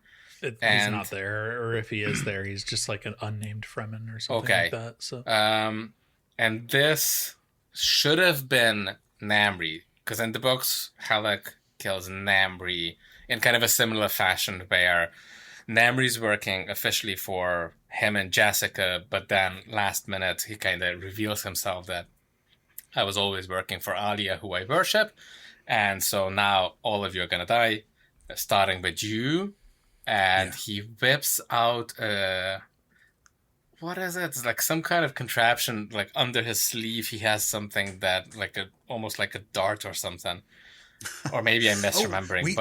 We see the wrist darts. In this series, like towards, I think it's in some of the early episodes where we're first introduced to the Siege. We see them selling the wrist dart contraptions around. I would like to take my statement back. Just double checked on the Dune wiki. This is Namri in this moment. This is Namri. Yes. Who's the guy then? That kills Paul? Yes. I have no idea. Because I thought that person is never named. There's not a spoken line, or maybe a shout. I guess the Jakarutu later, but that's. Oh yeah. Also, spoilers. Paul dies. Because I registered him as Namri for throughout this. Because that's, yeah. Interesting. So, again, I don't mind that they mess up and kind of mix up the storylines here.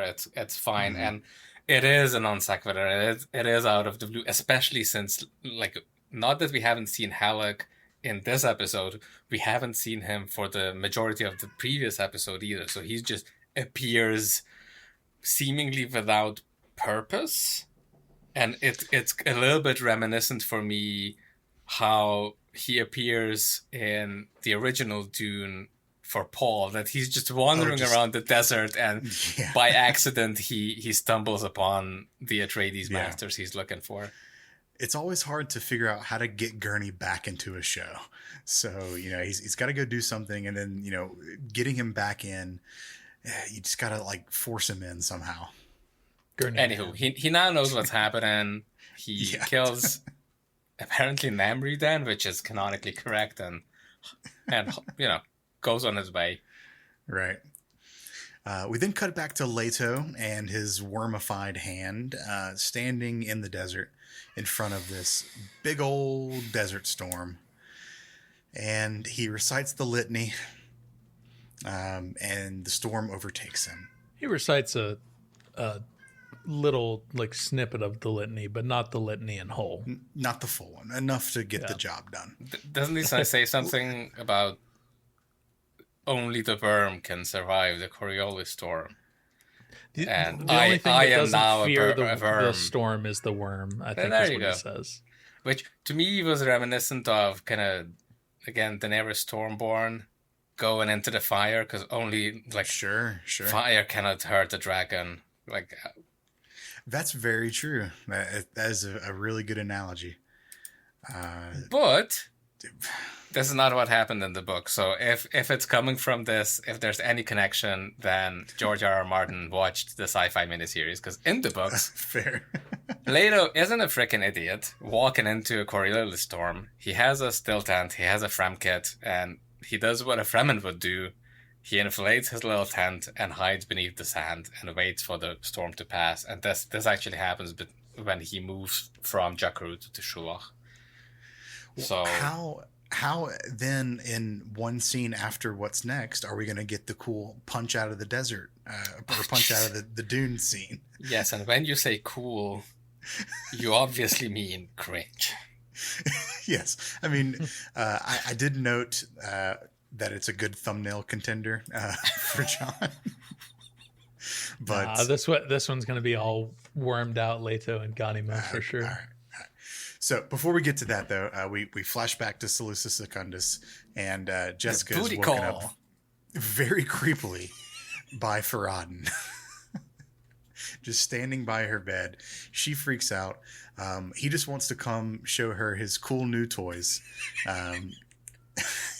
Miss, look what I can do, miss.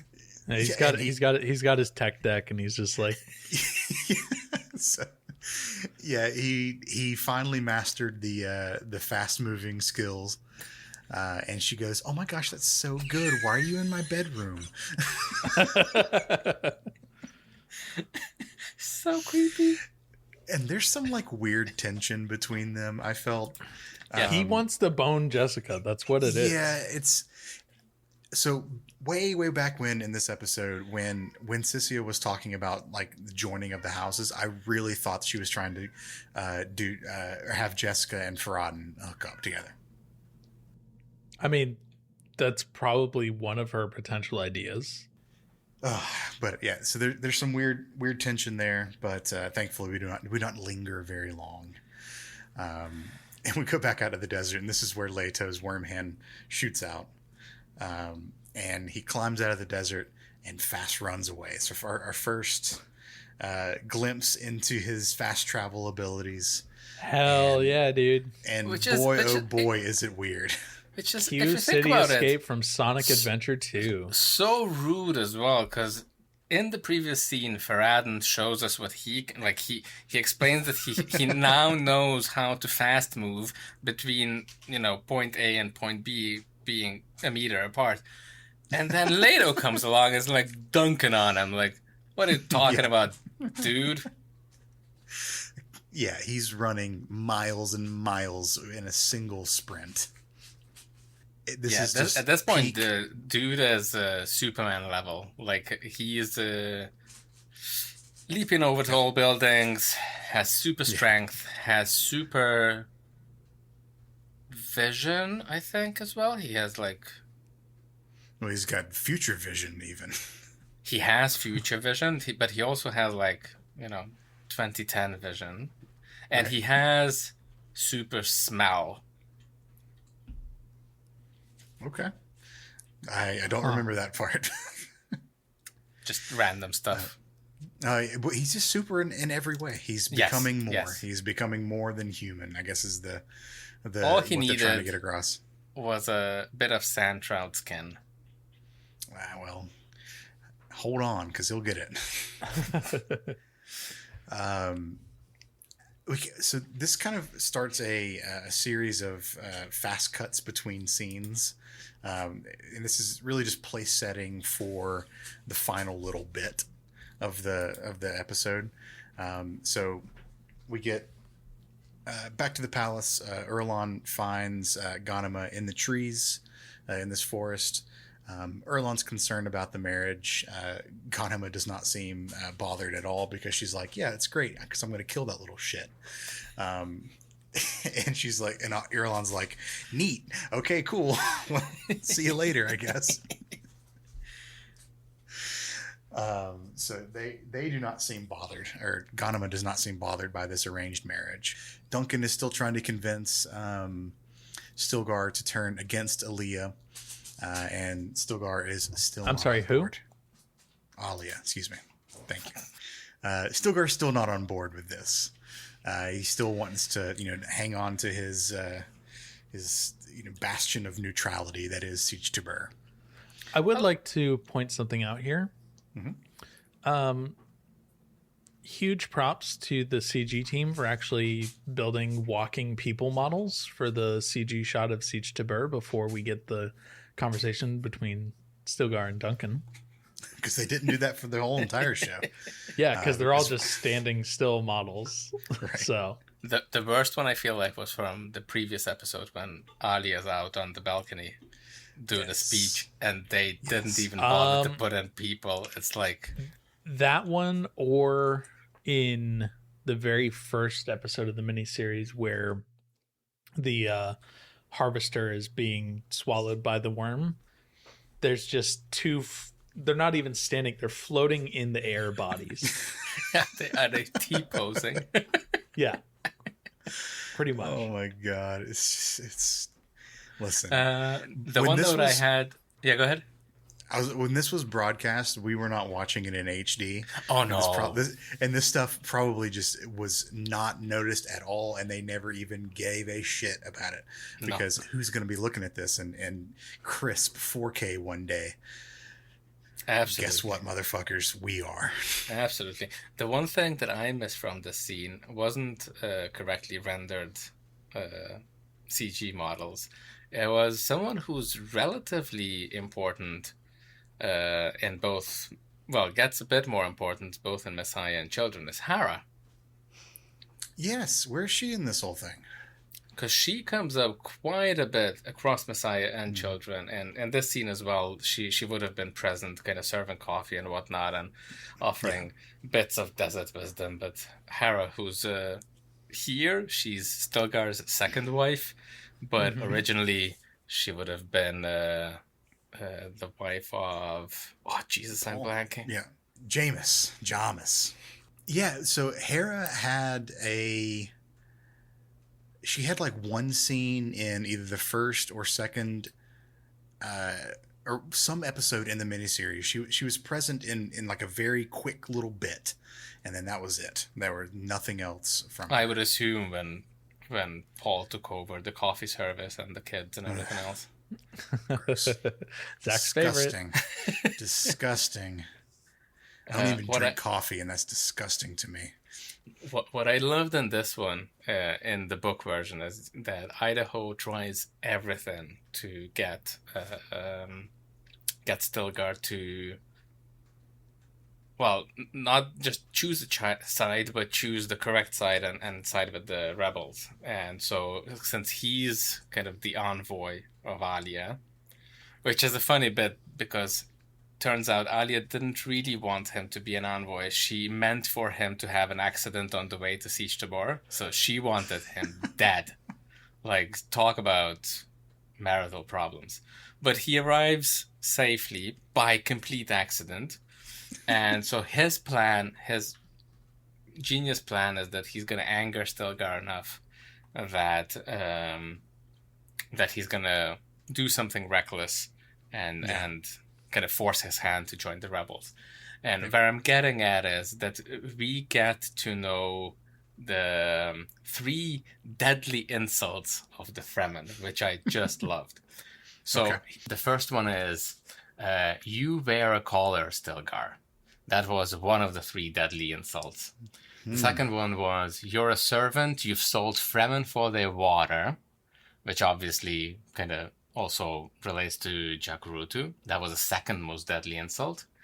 And the third one, and by this point, Stilgar is grounding his teeth. He has his hand on his crysknife. He's just chomping at the bits to stab this motherfucker.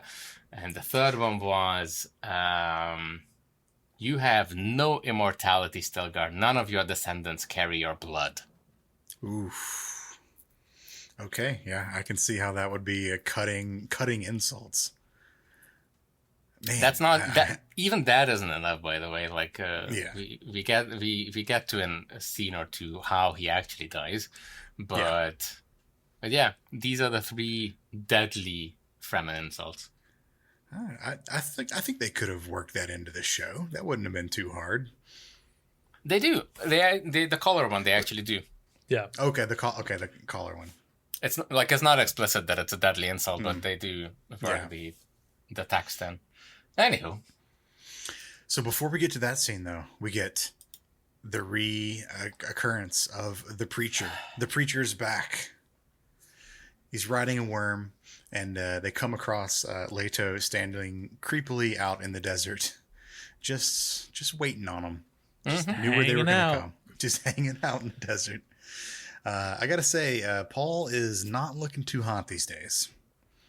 He has been. Well, the sun does not do good things to your skin. So, well, he's always wearing his hood real low, so he's got a little bit of protection. But yeah, he's been through it. Worse for wear. Rode hard and hung up wet is what we'd say down here in the South. I know I keep mentioning this, but Alec Newman is my absolute favorite Paul Moore. He's good. Like, he's very good. The complete arc of the character, just love it to bits. And I feel like the more I watch it, the more I agree. Yeah, I'm as much as I would love a Children of Dune movie, in current day, I don't see Timothée Chalamet pulling off the Preacher at all. Yeah. He can barely pull off Paul. Yeah. So, Kyle MacLachlan couldn't have done it as much as I love him. Nor would they have extended that line of movies that far. I think Alec What do you Newman, mean? Dune 1984 was a commercial and, critical success? hit. Yeah. Sure. No, Alec Newman is doing a great job in this. Because he at first I didn't like him, which is what you're supposed to not. You're not supposed to like him. I thought he was a whiny brat. But then he is. Well, yeah, and as I'm saying, like he plays all of the modes of Paul exactly how they should be.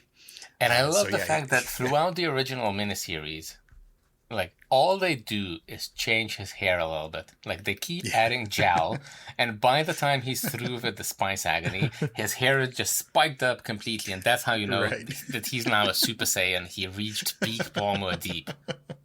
And again, now what did they do? Just add more hair to the motherfucker, and now he's the creature. Genius. It's all in the hair. It's great. Yeah, it is. So they start having a conversation. They hop off the worm first, and they start having a conversation. Leto gives him back his Jostin's ring, and I guess or it's not even. I guess this is to prove to Paul who Leto the second is here. So yes, I am actually your son. I'm not messing around. Here's this ring that was your father's. It was now it was yours, and now it's mine. So they start having this conversation. Paul feels the scales on his arm, which are looking more and more like vines and leaves, kind of growing up his arm, which I think is really cool. He does the only thing that you shouldn't be doing. He starts picking at the scabs. He does. Yeah, you mustn't do that. He's not the only one that does either. No, everyone likes to touch him.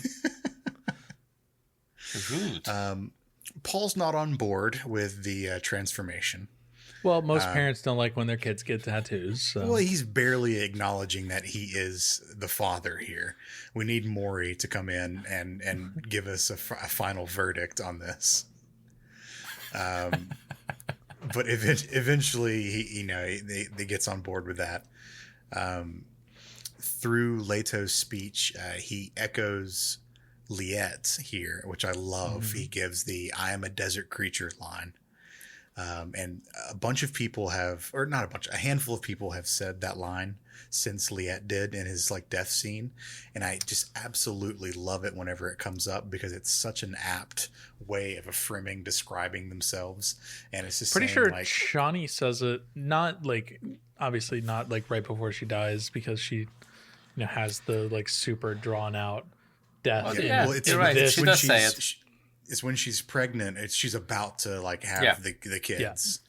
Yeah. She says it to whoever's ushering her inside or whatever. But yeah, she says it. Paul said it. It's all from Liet. I love the line, and it's a great line. Yeah. I'm by the way, I'm fan of that. First of all, canonically correct. This is from the books, but I'm always kind of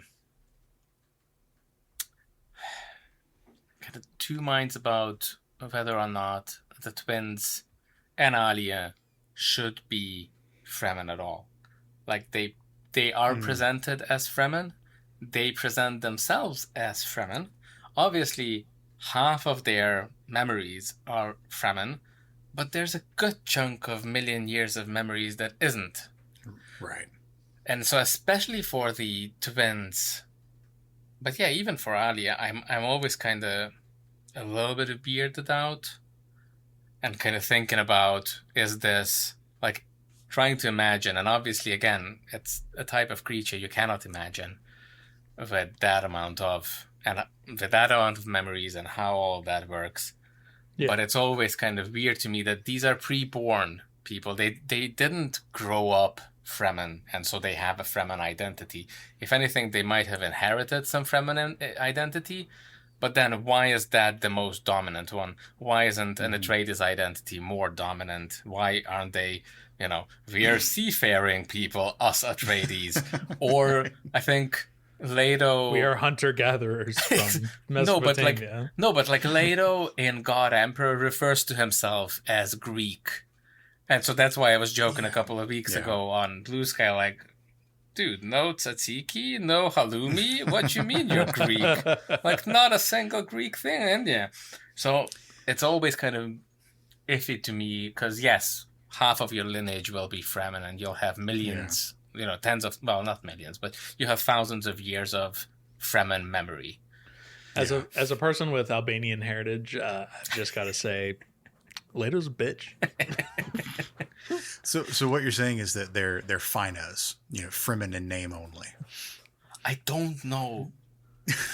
I don't yes, in a sense. Well, I'm I not think the questioning the practical thing is heritage. I'm questioning the exclusiveness. association. No, the exclusiveness of the identity. Okay. Because they themselves think of themselves as Fremen, which is weird because they woke up in the womb knowing everything that Paul knew, everything that and everything that Chaney knew as well. Yeah. I think the twins would have a stronger claim to the Fremen identity than Paul and Alia. Definitely more than Paul. Alia is still a gray area because she was born amongst them and was raised amongst them. Yes, but she was raised when she was already raised. Like she already, she was an adult in her head. To that point, but in Alia's memory, there are no Fremen. There are ancestors. There are the Reverend Mothers. She inherited Ramallo's memories. Oh shit, that's right. Yeah. All right. Well, to kind of to what you're saying, I think and this goes back to my earlier point of it's all about manipulation. They use whichever identity is more convenient to them at the moment, because they will turn that switch to be, we are Atreides, we are of the Imperium, we are still the ruling class here or whatever. And then in the same breath, if they're talking to the Fedaykin or if they're talking to the priest, they'll be like, no, we are Fremen. We are here, doing this. So it really is whatever is convenient to them or whatever gets them to their end. I like that very much as an interpretation. That's kind of how it seems to me. I always took them at face value because like what Herbert does, and I think it's not just in Dune, is that he has this kind of, the narrator kind of hops around heads, right? We don't have POV characters. We kind of hop in, we get their thoughts, which might not be always complete. So we might not always get all the details, but then we hop into a different head. And because of that, whenever someone's thinking, I usually take that as at face value and only maybe assume that, or there might be something else that they're thinking, but they haven't thought it at the moment when we were listening to them. So we might get additional information, but the information that we're getting is true and correct.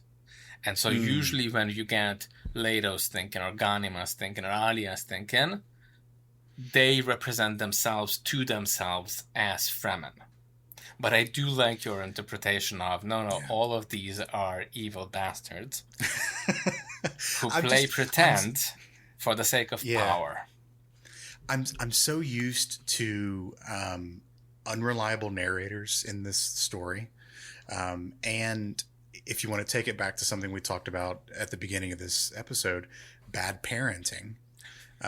Jessica being a Bene Gesserit, that is the whole thing that Bene Gesserit do, is they manipulate and they use whatever is available to them as an advantage, especially when it comes to ingratiating themselves into societies. So they were all raised in that way of thinking. So it may not be explicit, but it's just a natural thing for them at this point to be. And that's how she raised Paul as well. And look at him. Yeah. He pussied out of the Golden Path. He pussied out of going into the desert and dying when he was supposed to as a Fremen. So I like that. So it's, I don't, you're right in that it's not going to be explicitly said because it's just nature at that point. Yeah. It's not nurture, it's nature. I like that. So, my 2 cents. Where are we, John? I forgot. I lost I scrolled on my notes. We're not done because Paul and Leto are still... Paul, yes, that's right. So we get a lot more woe is me from Paul. A lot more of the, I couldn't do this. This is too much for me. It's your burden now. Yada, yada, yada. Same kind of thing that he's always done. All Leto wants to do is just have a conversation with his father, and it seems like Paul is very against doing that or even acknowledging that he is Leto's father. Yeah. What Paul asks of Leto is that he die a Fremen death. Give him a chance to die a Fremen death, which didn't make sense to me because he has always had that option. He's been out in the desert wandering for a very long time. He could have already done that.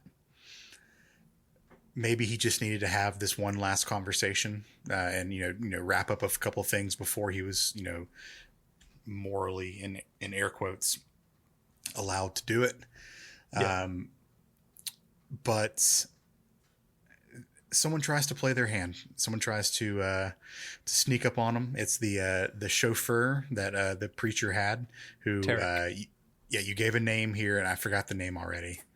Tarek. Asan Tariq. Okay. Asan Tariq. Tariq. So yeah, he shows back up. He's got this bomb, and he tries to detonate the bomb on there, and Leto fast runs, slices his throat in a really cool, like, just blur motion, grabs the bomb, and then throws it off into the distance. Super strength. He throws it, far, far, far away, and explodes. And then he gives another dramatic turn back to camera as it explodes, because that's what superheroes do. They never look at the explosion. They always look away from it, and they don't react. Except it's not a bomb. It's a personal... In this, it's a bomb. In the book, it's a personal shield. Okay. And he doesn't slice Tariq's neck. It's not even. It's a false shield.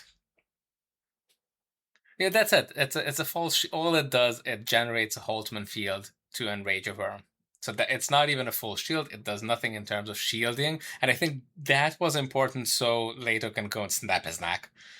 But it's not an actual shield. It just generates the Holtzman field to enrage a worm. But other than that, that's exactly what happened. Well, no, because here, I think it's the preacher who says, like, body shield, armed. Yeah. And it kind of makes sense because he's blind, so maybe his hearing is better. But then again, he can still see through his vision at this point. Anywho. Yeah. I think this is... See? Yes, because I thought... He still has visions. The whole... Yeah, okay. Yeah, no, that's true. He just loses his vision in his moment of despair. Yes. He briefly. He's blind, but in the whole China thing. But what he does is, like, he dials in his prescience to be like 1 second ahead of himself. He loses that when Chani dies. Yeah, it's only in that moment of despair that he loses. Yes, he regains at least some of it. He regains in Children. And then in the books, it's and this is why I know that Leto has super smell as well, because he's the one who's smelling the ozone and, like, runs up to Tariq and kills him. Well, for the viewing audience at home, I think a bomb makes a little bit more sense. Yeah. Yeah. It's a bit more dramatic. Yeah. But also, we leave this. Tariq was just carrying around the bomb just in case. Just in case. You never know when you're going to be called up. Just in case you have 2 Atreides instead of 1. Hey, you never know. I mean, lucky for him, he had both of them right there. He could have got a lot of cred from Alia, taking out both of them at once. You know who else is trying to get some cred from Alia is Javid and the rest of the Quizrat, because they are at Siege Tabir, speaking to Stilgar and his men, trying to convince them to join Alia's empire. Javid even goes so far as to try and get Duncan to convince Stilgar. But instead, the royal cuckold takes matters into his own hands and kills Javid on this neutral ground. Stilgar, being the man of honor that he is, can't have any of this, and immediately kills Duncan Idaho with 2 stabs of the crysknife, and Duncan has a super dramatic death, effectively saying, it was worth it. Surely we will never see Duncan Idaho ever again. Nope, that was the last one. They never made another one. Yep. Alia learns the news and declares Conley on Stilgar and all those who joined him. And then I wanted to pause just for 2 seconds. She says a Baron line here. So her Conley vendetta. That is exactly what the Baron said in book 1 when Piter was talking to him about the Atreides, like, slighting them in some way. Oh, that's so cool.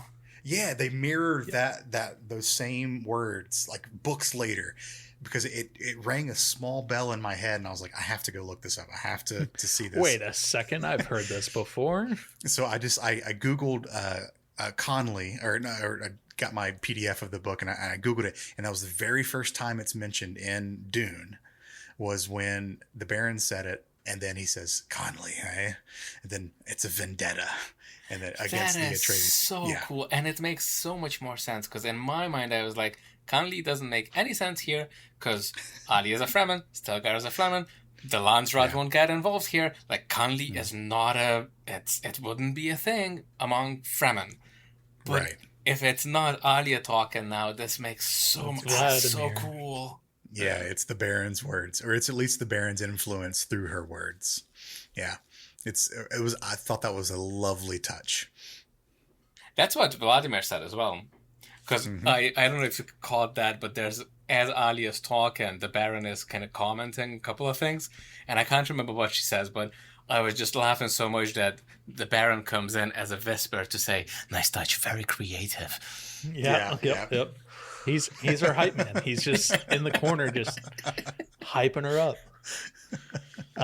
He hypes her up so much that she then issues orders to kill and skin Stilgar and all of the men that follow him. I think that might have been a nice touch, very creative. So that she can set an example. Which again, this is the Baron. This is exactly what the Baron would have done. Like, these are the same kinds of orders that he was giving out when he was ruler of Arrakis. So, just to paint the picture of how far, I'm not gonna say she's come, but a full circle that her story has become is that she's now just basically the Baron. Yeah. Smash cut, Gurney Halleck. Yeah, that again. Yeah, Gurney Halleck being watched in the desert. He's taken a 20 thumper ride from the south. 20 thumper ride. You know what I want to know? Where did he keep 20 thumpers? What back pocket? Martin, there's a thing called a prison pocket. Because 20 thumpers makes sense when you're, traveling with a troop, but Gurney Halleck, and I can't remember the shape of what thumpers. They use the big thumpers here now. Thumpers are big in this one. Yeah. I know, right? So where did he put the other 19 while he was climbing up the first worm? Who knows? So there's there's this thing that happened in the Midwest to Western United States way back in the day.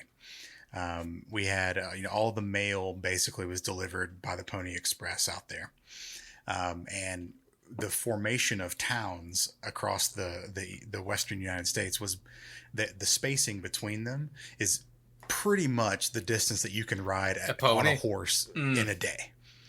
So maybe there are just villages, small little villages, not full sieges, small villages spaced about that much, a worm's ride apart from each other. I can totally see. Just a bunch of rundown gas stations. Yeah, exactly. I can totally see Gurney Halleck just stopping and going, "One more thumper, please." I need another. 5 Solari, 1 thumper, please. He goes to the general store. But then again, I can also There's just a super old Fremen behind the counter. But yeah, so 20 thumper ride from the south. And Gurney is back with old friends, and while settling, sees a blind man fidgeting with something. It's not a fidget spinner, though. And he doesn't know it's Paul. Okay, this is getting into the most frustrating part of the episode to me. He doesn't know it's Paul. In fairness, the man has a hood on. He's not looking directly at Gurney. And he has long hair now. Yeah. He doesn't have spiky gelled up hair. He has long He doesn't have the spiky gelled up hair. His face is all fucked up. Like, there's a lot going on. I can give him a pass for this one, but in 2 more scenes, the pass is revoked. We'll get there. The one thing I didn't get here, and throughout the rest of the movie, not that I didn't get it, I get it, I just don't want to get it, is did they, they have 20 thumpers, but did they run out of t-shirts? Like, later the second refuses to put on a t-shirt like his Fade Rauta in any of the Dune iterations. Like, my man, I get that you're cool now. You gotta show off your cool new tattoos and shit, Yeah, I know. Like, you're cool. But even in the book, he gets dressed. Despite, by the way, I don't know who, but someone thinks that he has a still suit on. Because in the books, he has a full body. Yeah, it's already a full body thing. And he puts on a black robe on top. And so it looks like he has a black robe on top of a still suit. So, dude, t-shirt. Especially, once you go to court and everything, like it's unseemly. Maybe that was in McAvoy's Do not tell rider. the God Emperor what to do. It was in McAvoy's contract that he remained shirtless. Oh, but yes, Leto is here, and Leto tells Gurney that he knew he would arrive, and kind of, says, "Yeah, my father told me that you would be here," and kind of like wink, wink, nudge, nudge to the preacher behind him and everything. And effectively, Leto takes this moment to lobby Gurney for his support against Alia, because like Gurney is very devoted, as we know. He's very devoted to the Atreides. But now the problem is, which Atreides are you most devoted to?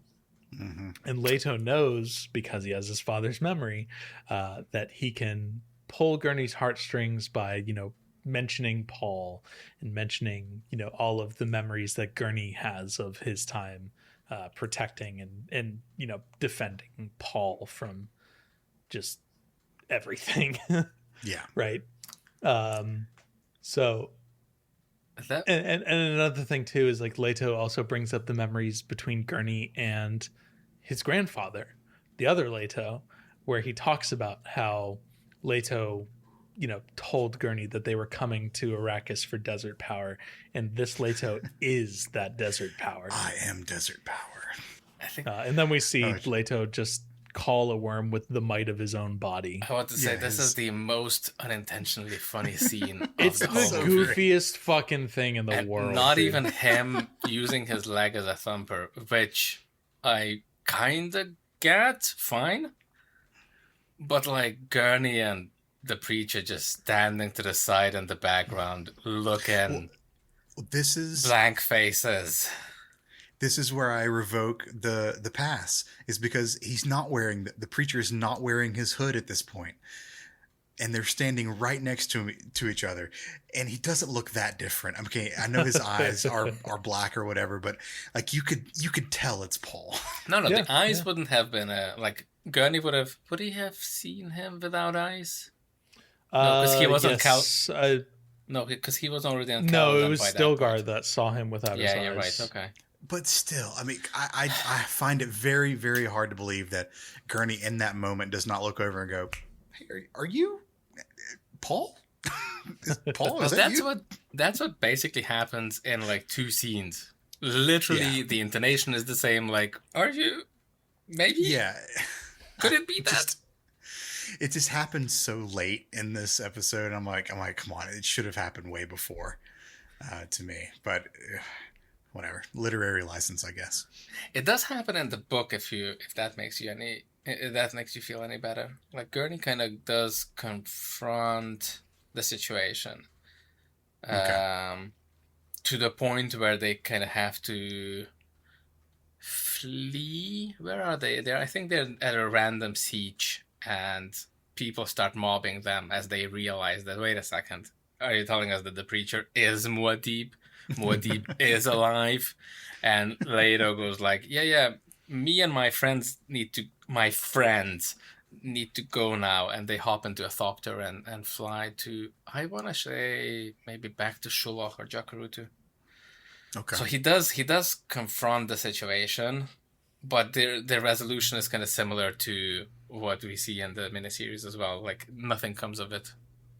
And in terms of I feel like in terms of kind of emotional closure, because I do felt kind of sorry for Gurney. It must be kind of a shitty feeling that this person that I was sworn to protect. Yeah. Thought he was dead. Now he's not. Yeah. Because he's been through that a couple of times at this point with Paul. With Paul. Anywho, Leto's thumping. Yes. And do you think Paul is still a young pup? Yeah. I don't know if you can call him that anymore, honestly. I mean, he's still younger than Gurney, so. Sure. Leto hops on this worm with no hooks, just climbs onto the back, and starts steering this thing. It's just pulling. He's got his back foot hooked underneath some scales, and he's just having a joyride. No shoes, no hooks, no shirt, all the service of the worm. And Gurney and the preacher, they're just watching this. Yeah, thanks, John. You got that one. Gurney and the preacher just watching this like, hell yeah, brother, let's go. Let's do it. No, they're just watching. That's why it's just so funny to me. Like, there's no reaction out of them. It's just... Neat, cool. We could have done that. Yeah, exactly. It's literally like it's a very we can all ride a worm. No need to show off. You know who is showing off? A hat. Ghani in her fancy dress. A hat. Oh, I think back. the only fancy hats are back. Baby. So we cut back to the wedding prep, and this is maybe the worst like pre-wedding celebration that I've ever witnessed. We get Ghanima in her fancy hat. She looks great, by the way. I love the high collar. Looks great. Again, props to the costume department for this.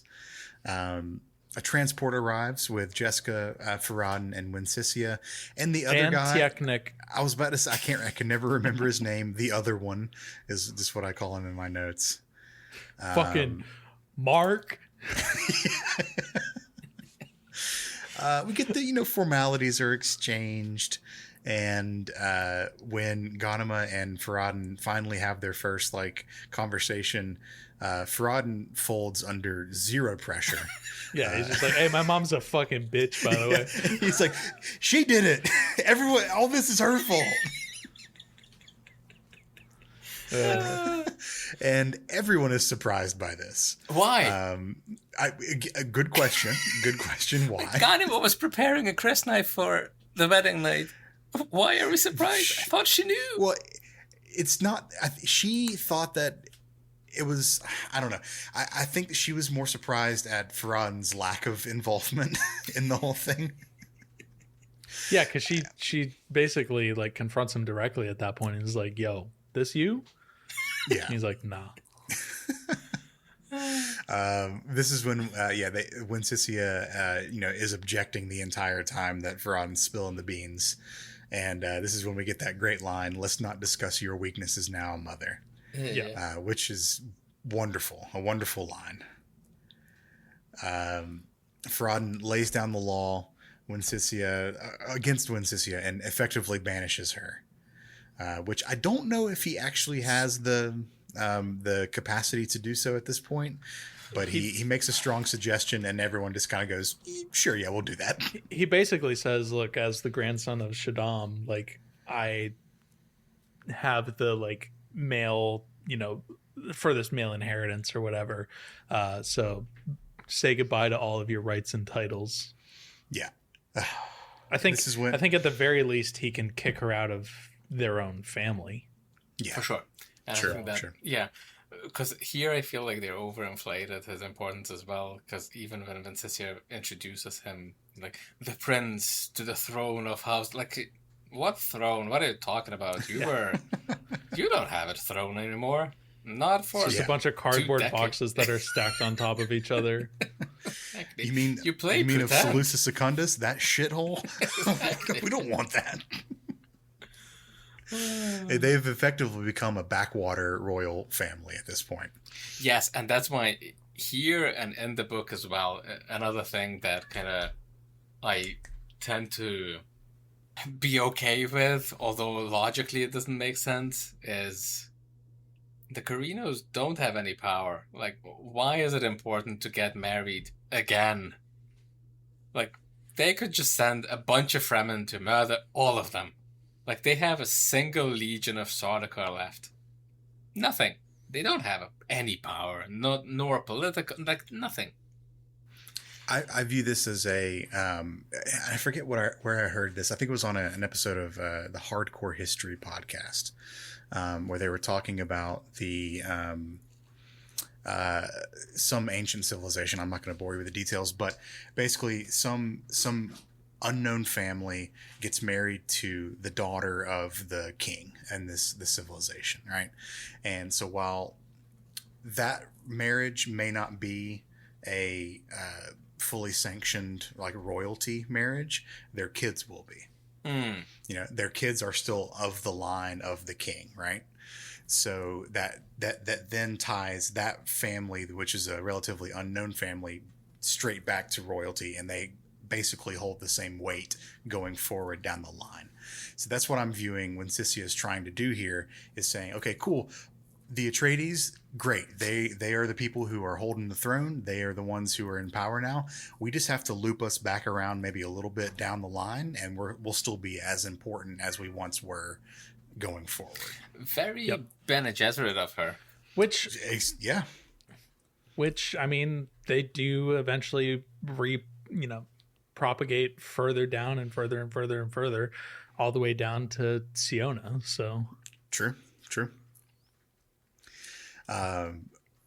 As when Sissia is being perp walked out of this meeting, she gets one last jab at Jessica before she's taken away. And I forgot to write down exactly what was said, but it was enough to where Jessica was still defiant, but you can tell it took her aback a little bit. I think it was something along the lines of the sins of the mother. Something. Look at how the sins of the mother bloom in their children. Yeah. Okay. Yeah. Which again, great line. It is a great Susan line. Sarandon. Yeah. She's done a great job, and I believe this is the last time we see her in the episode. Yep. So kudos to her. Awesome. Performance. Real quick. Shai Hulud's for Susan Sarandon. 10. Great. 10. All did a great job. Did a great job. I want to know like how much they had to pay her to get her on the show. That's why they didn't have a CGI. Yeah, exactly. You can look at the lack of CGI to really determine that.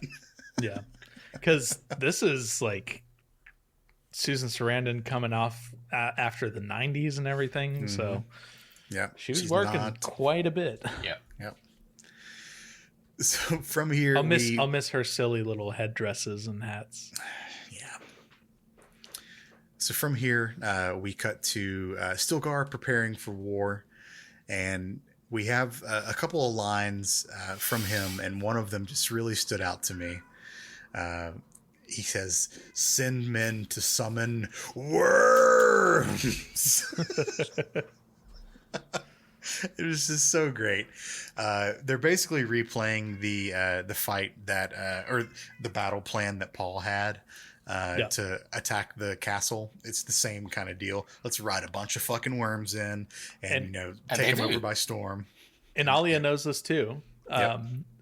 But Stilgar has another line where it's like, the bounty on my head keeps growing and I want to go collect it. Yes. And that's when he says, so send men to summon worms and go collect it. But then such a good motherfucking shout when he's actually on the worm. Oh my God. Such a good shout.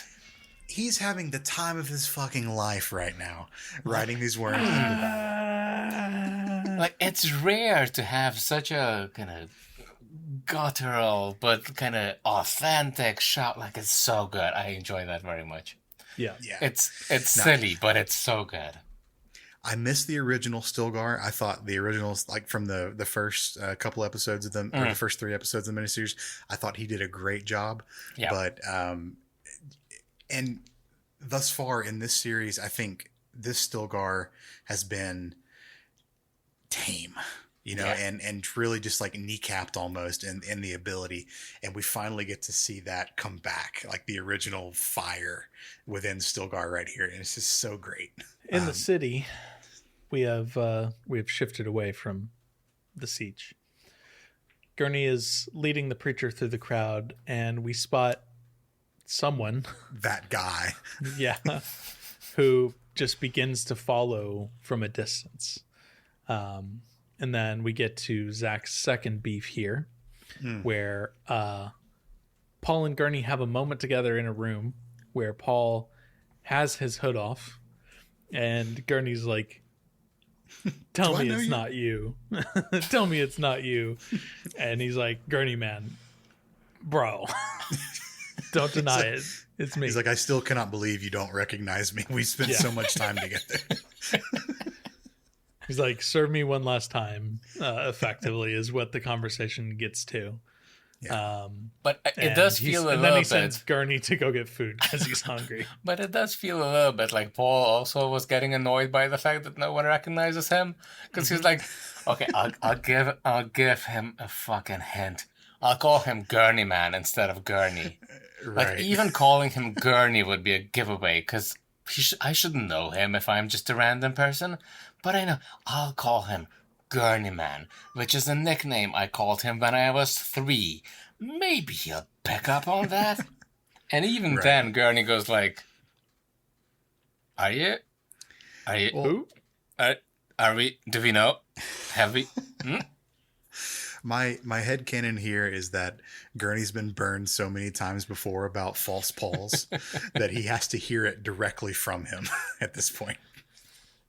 He's like, no, dude, you have to say the words. You have to actually tell me that you're Paul before I'm going to believe you. I'm not going to have my heart broken again. Yeah. And he does. Yeah. But we don't really stay here too long. No.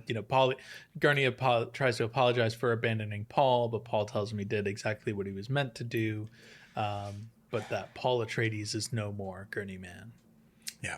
And then we go back out to the desert. Alia's just standing on a random ridge looking out at Stilgar's. Yeah, she's micromanaging troop movement, as you do if you're a ruler. Yeah. Exactly. All the good ones have always done that. Fun little Easter egg here in the visor view. There's script in Arakesh across the top. And when it's translated, it's like talking mad shit at someone that worked on a Star Wars movie or something like that.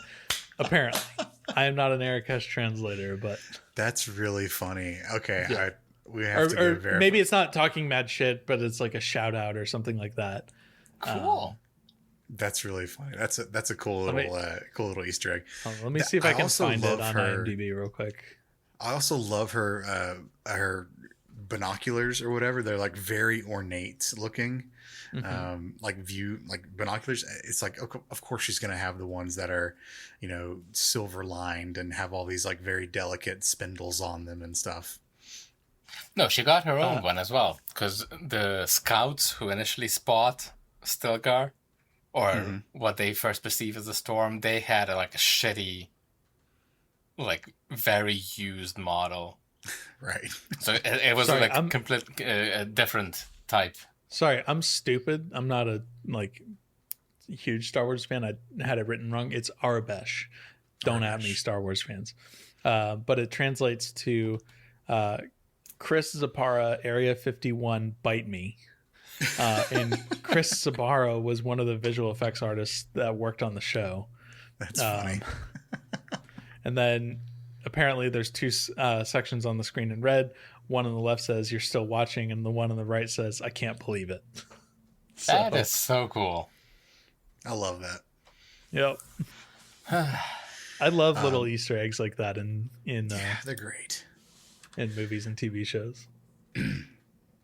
John, Martin, it's wedding time. Wedding time. All right, we got the whole crowd. Hopefully here. This wedding won't be interrupted by a fucking crazy dude in the street. They have a very Dothraki wedding here, don't they?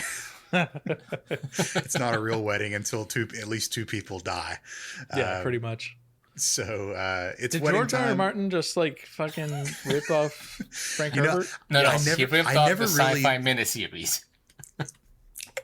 Martin, honestly, I never really thought about that, made that connection until you brought it up earlier, and now I can't stop seeing it. I know, right? It's everywhere. So Ghanem is looking great in her big dress and dagger. We hear some voices around her, and heyo, it's Leto. He pops up. They have a very happy, weird reunion amongst the two of them. It's too.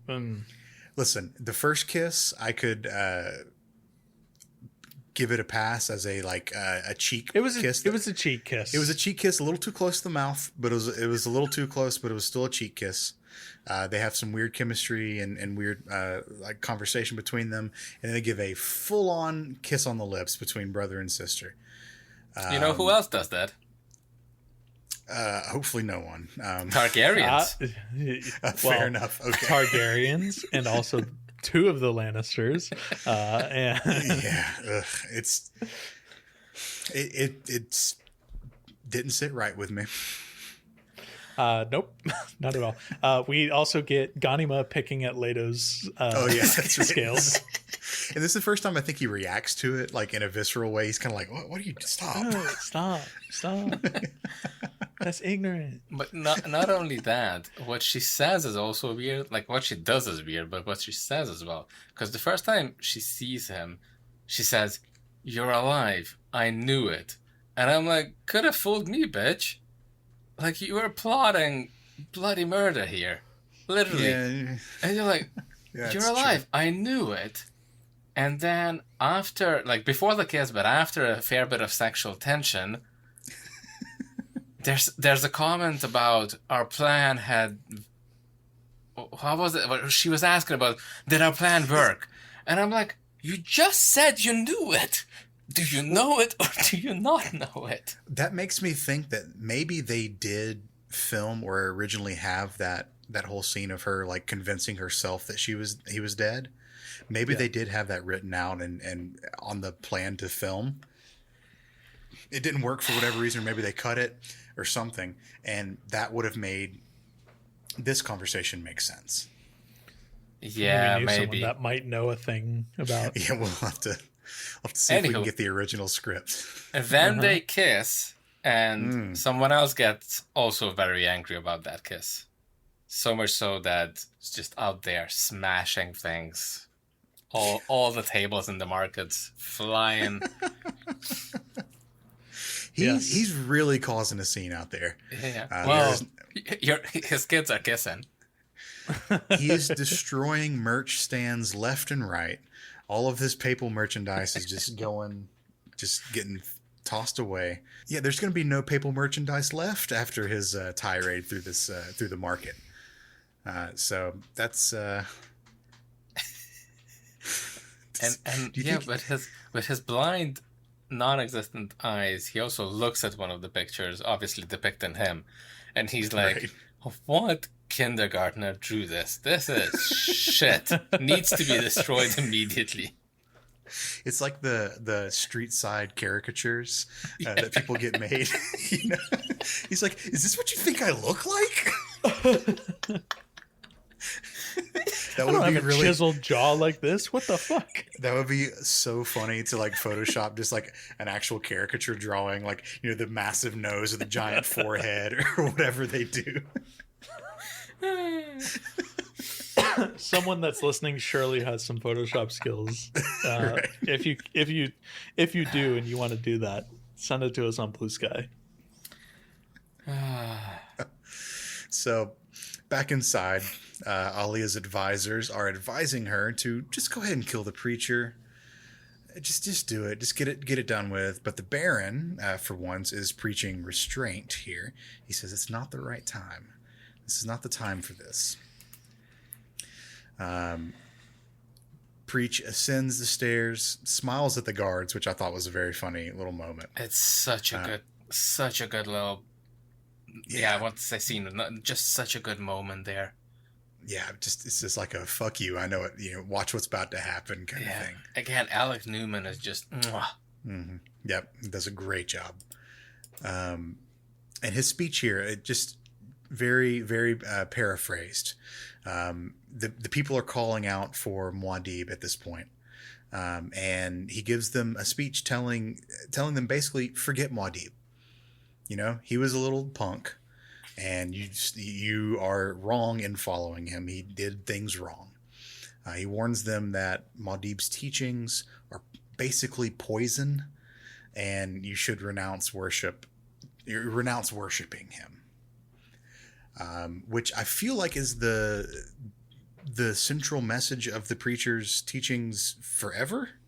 But for some reason, this one holds a lot more weight because a lot of shit's happened, I guess, since the last time he was in the city preaching to now. But I feel like that's been his message the entire time. And people at the beginning were just like, yeah, this old crazy man, we're not listening to him. But now they're like, actually, was he right the entire time? Hold on a second. Yeah. It's crazy that Frank had to make this character up just to like tell people that they're fucking wrong and that they need to like. Yeah. So as much shit as we have given Paul Atreides in his last moments, I must say, he's right. Now, mind you, in his last moment, like this is not in the movie, but it's in the book. He's going out there to preach because that was Leto's plan. Like Leto picks him up, and Paul, as in the miniseries, he's like, "Oh, can I just die now? Like you're here, you're already going through whatever you're going through. You're gonna do what I wasn't able to. Can I just piss off?" And Leto's like, die "Nope, in peace. Nope. You're in my world now. I have a vision for everything that needs to happen. And what you need to do is get back to Arrakeen and give one last speech." And so Paul is like, yeah, fine, okay. One last hurrah. Yeah. So I'll take a bit of credit back from here there because it's not on his own accord. Fair enough. Okay. It's a little too late for this kind of message, Paul. You've already fucked up the entire universe. So, like, half points for effort, but a lot too late on the message, you know? But yeah, in the sermon or in the sermon as well, like he begins to talk about how people place their faith in those that crush dissent, and the people place their faith in those that enrich themselves with power and commit atrocity, all in the name of righteousness. And I can't help but just be like, fuck. It's you. Here dude. we are. But also, wait until you see what my son is up to. Sure. Well, and then he says, like, there is a path forward, and it's a golden path. Meanwhile, Jessica's in the palace and she hears all of this, and she's like, the fuck? Because she knows. Oh no, oh no, oh no. And Muad'Dib warns of one remaining blasphemy. And that blasphemy is Alia! And he just grabs her right out of the... Well, okay, so Gurney and Alia are just in the crowd? Not here? Together. They're like opposite each other. Sure, but they're... Okay, which it makes it honestly a little bit worse. Had they been together, I would have been like, okay, Gurney's protecting Alia. But no, Alia is just like out there. In the crowd. Well, that's the thing. She's hooded up. She's sneaking in because she... I don't think hoods protect your identity as much as you think they do. They do in movies and TV shows. In the whole like through line for the preacher, though, has always been Ollie's curiosity at seeing who the preacher is. And the Kwisatz has specifically forbade her from interacting or thinking about the preacher in any sort of way. And this is her one moment to like do that. Yeah. And unfortunately, her brother is not having any of it, and he's just like, yeah, no, this bitch, you need to get rid of her. Now, here the reason why you feel that it's awkward is because they smushed two scenes together. So by this time, this last sermon, Alia is nowhere near him. She's up in her own kind of viewing area, listening to what's happening, and she's kind of plotting what's going to happen with Farad'n in a couple of moments. Like, she's not there.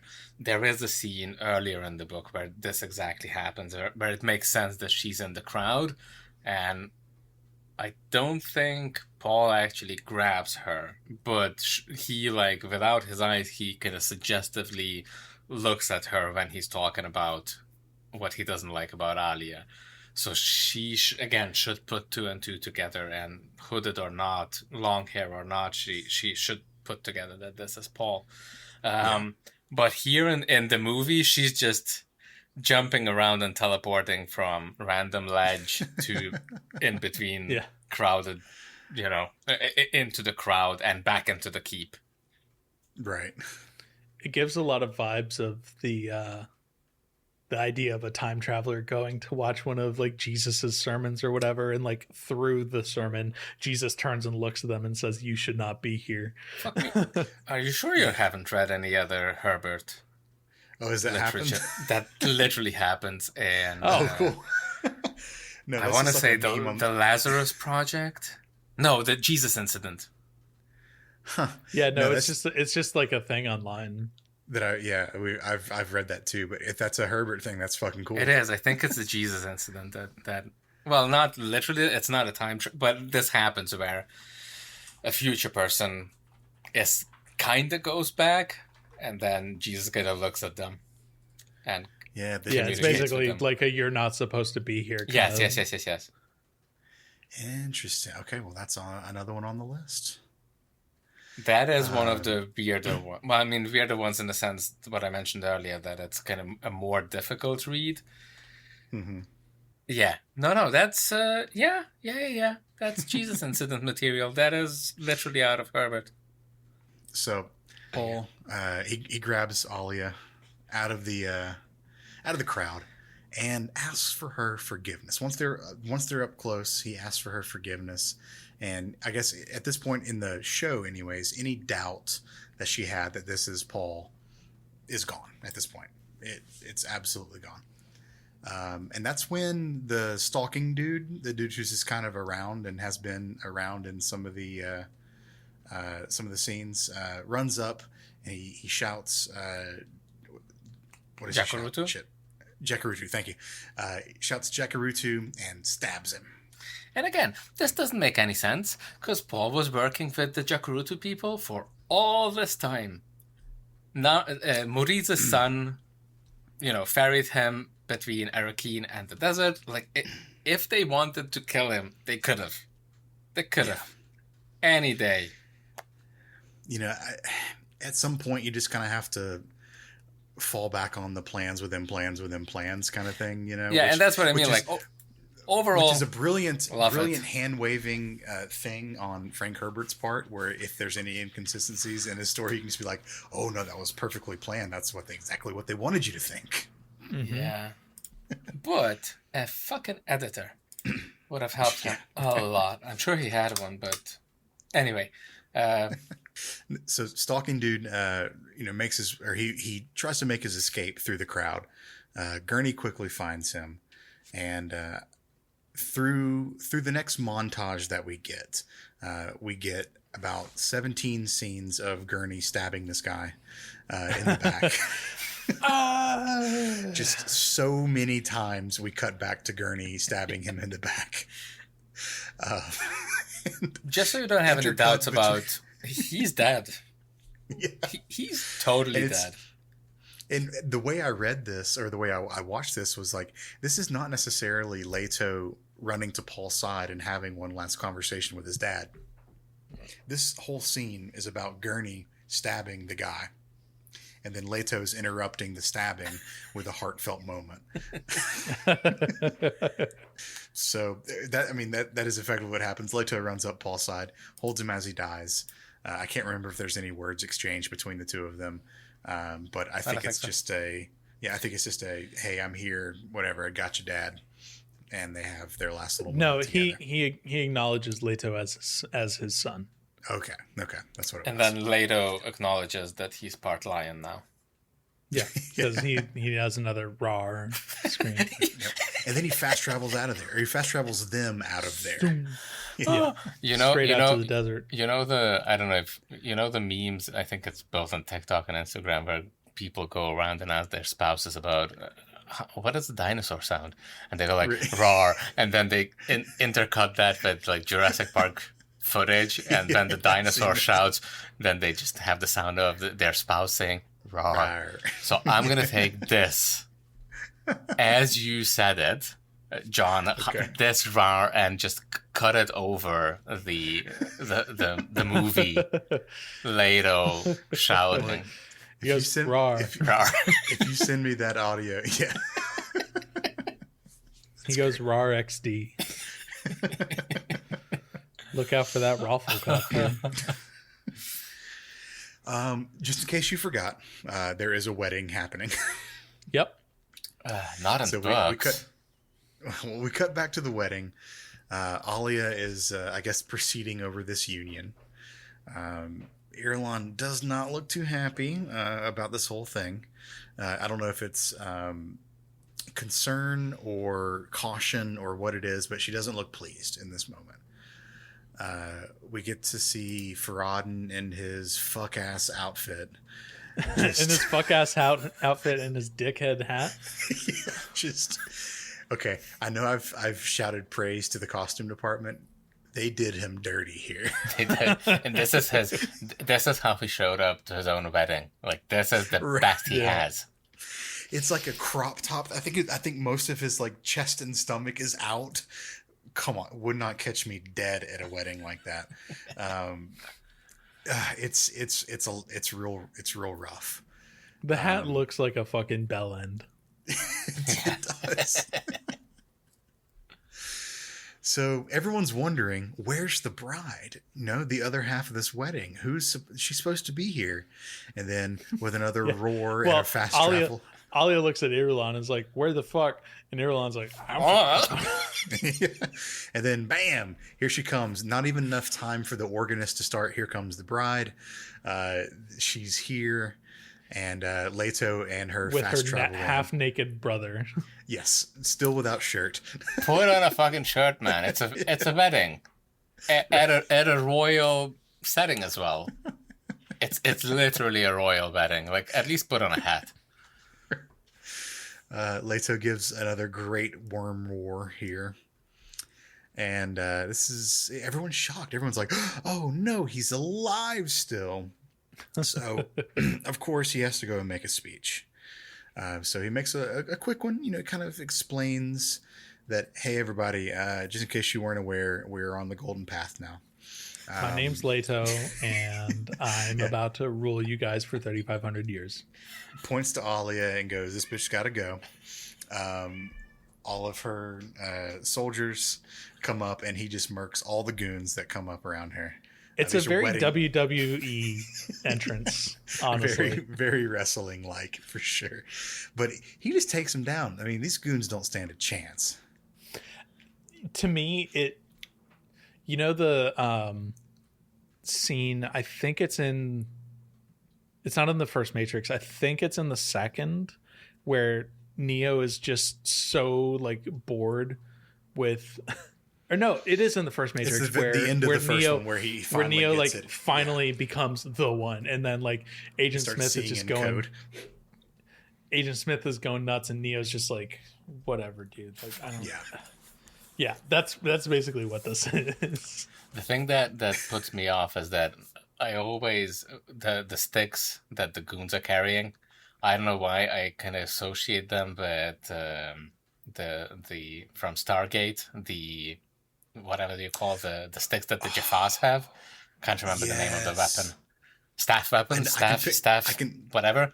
And I'm like, just picture it in my head. Yeah, you just need to shoot him. Like, instead of trying to hit him, just shoot it. Right. Surely someone has a laser gun or a Mauler pistol. Like, just shoot him. It seems ill-advised. That too. It does seem ill-advised that no one has any form of kinetic weapon at this thing. Yeah, no, but you're right. They are all now upgraded to the golden subscription path plan. Yeah, exactly. The golden plan. So after he gets cuts through all these goons, he confronts Alia, and the Baron actually speaks through her at this point, yes. Which is a very cool thing. Well, she tries to rush at him with her own knife. Yeah. And, he dodges, and then just shoves she gets knocked to the floor. Yeah. Yeah. And through all of his pride, the Baron, speaking through Alia, claims his victory in this moment. Mm-hmm. And talking really directly to Jessica at this point.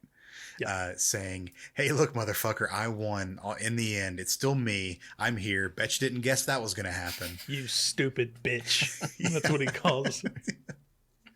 This is finally what tips Alia completely over the edge. And in what I have to imagine is the first moment of clarity that she has had in years. Mm-hmm. She looks at Jessica and she says, help me. No, I feel like I heard mommy. Yes. And that's why I wanted. I think we need to rewind a little bit, because I feel like they did Alia so dirty in this scene.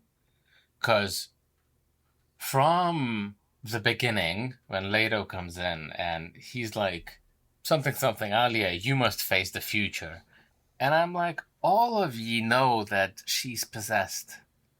Like, at this point, they know it in the books, they know it well in advance. But at this point, even in the movie, like, everyone knows she's possessed, that she's not there. If anything, she's a victim.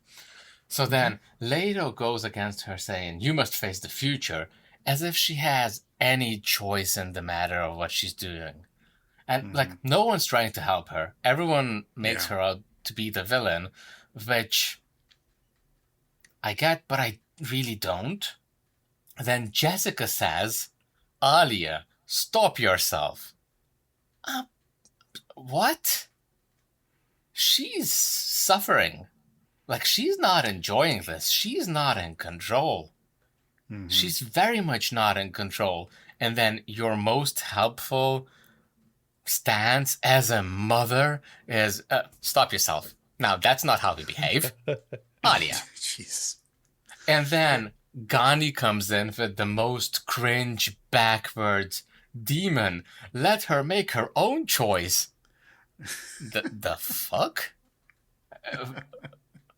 Is that from your kind of prehistoric other memories? Yeah. And then, finally, Alia gets a bit of control and she says, Mommy, help me. Mm-hmm. And I'm dying over here because, like, such a tragic character.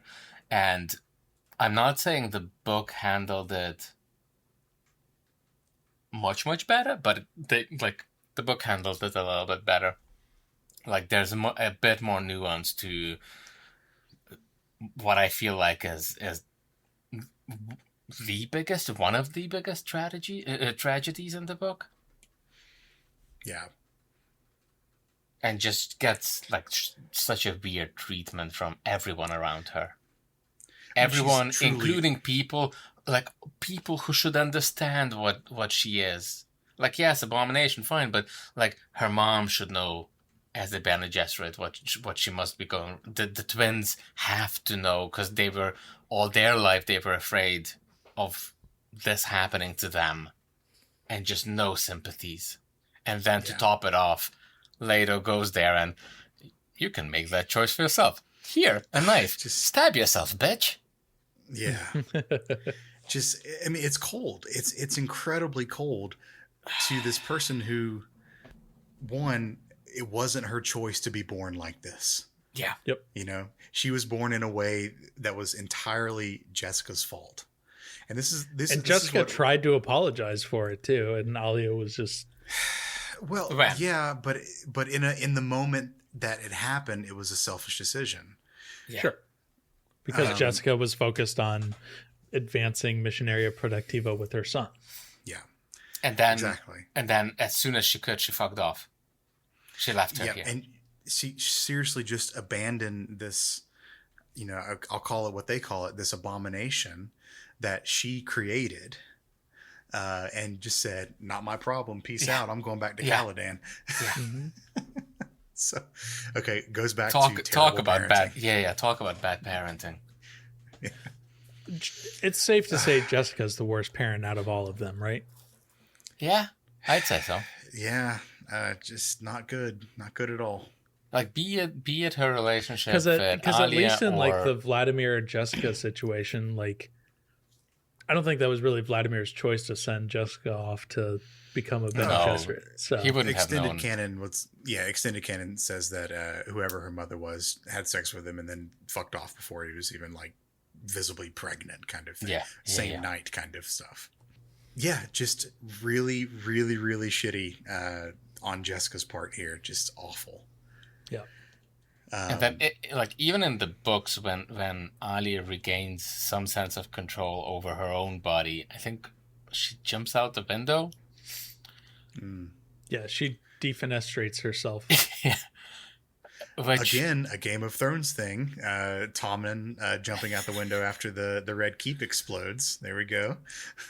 yeah. You're thinking of the Grand Septon explosion. Yeah. No, I'm saying after, so after the Grand Sept explodes, Tommen hurls himself out the window. Yeah, you said. Anywho, so I said red. You said the Red Keep explodes. Yeah, I was like, my bad. So that is still kind of suicide, but here I feel like it's colder because it's not Alia choosing to jump out a window. It's Leto giving her a knife, saying, "Here, help yourself." Exactly. Like That's what he says. Yeah.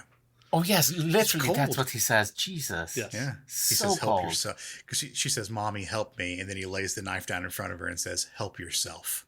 Who thought this Fucking was cold? That's so horrible. Yeah. Meanwhile, She in the doesn't do books, this is a 9-year-old. Right. But she doesn't do it immediately. She tries to fight Leto just a little bit.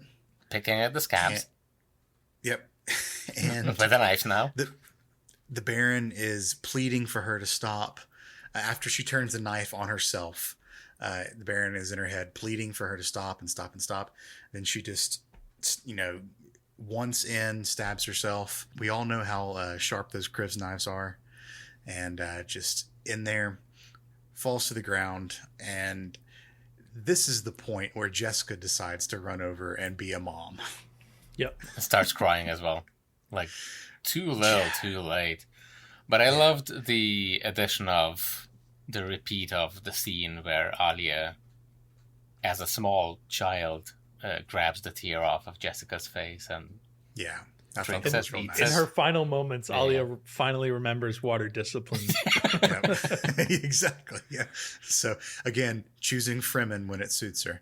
Yeah. And then in the background, by the way, this is what I was laughing about.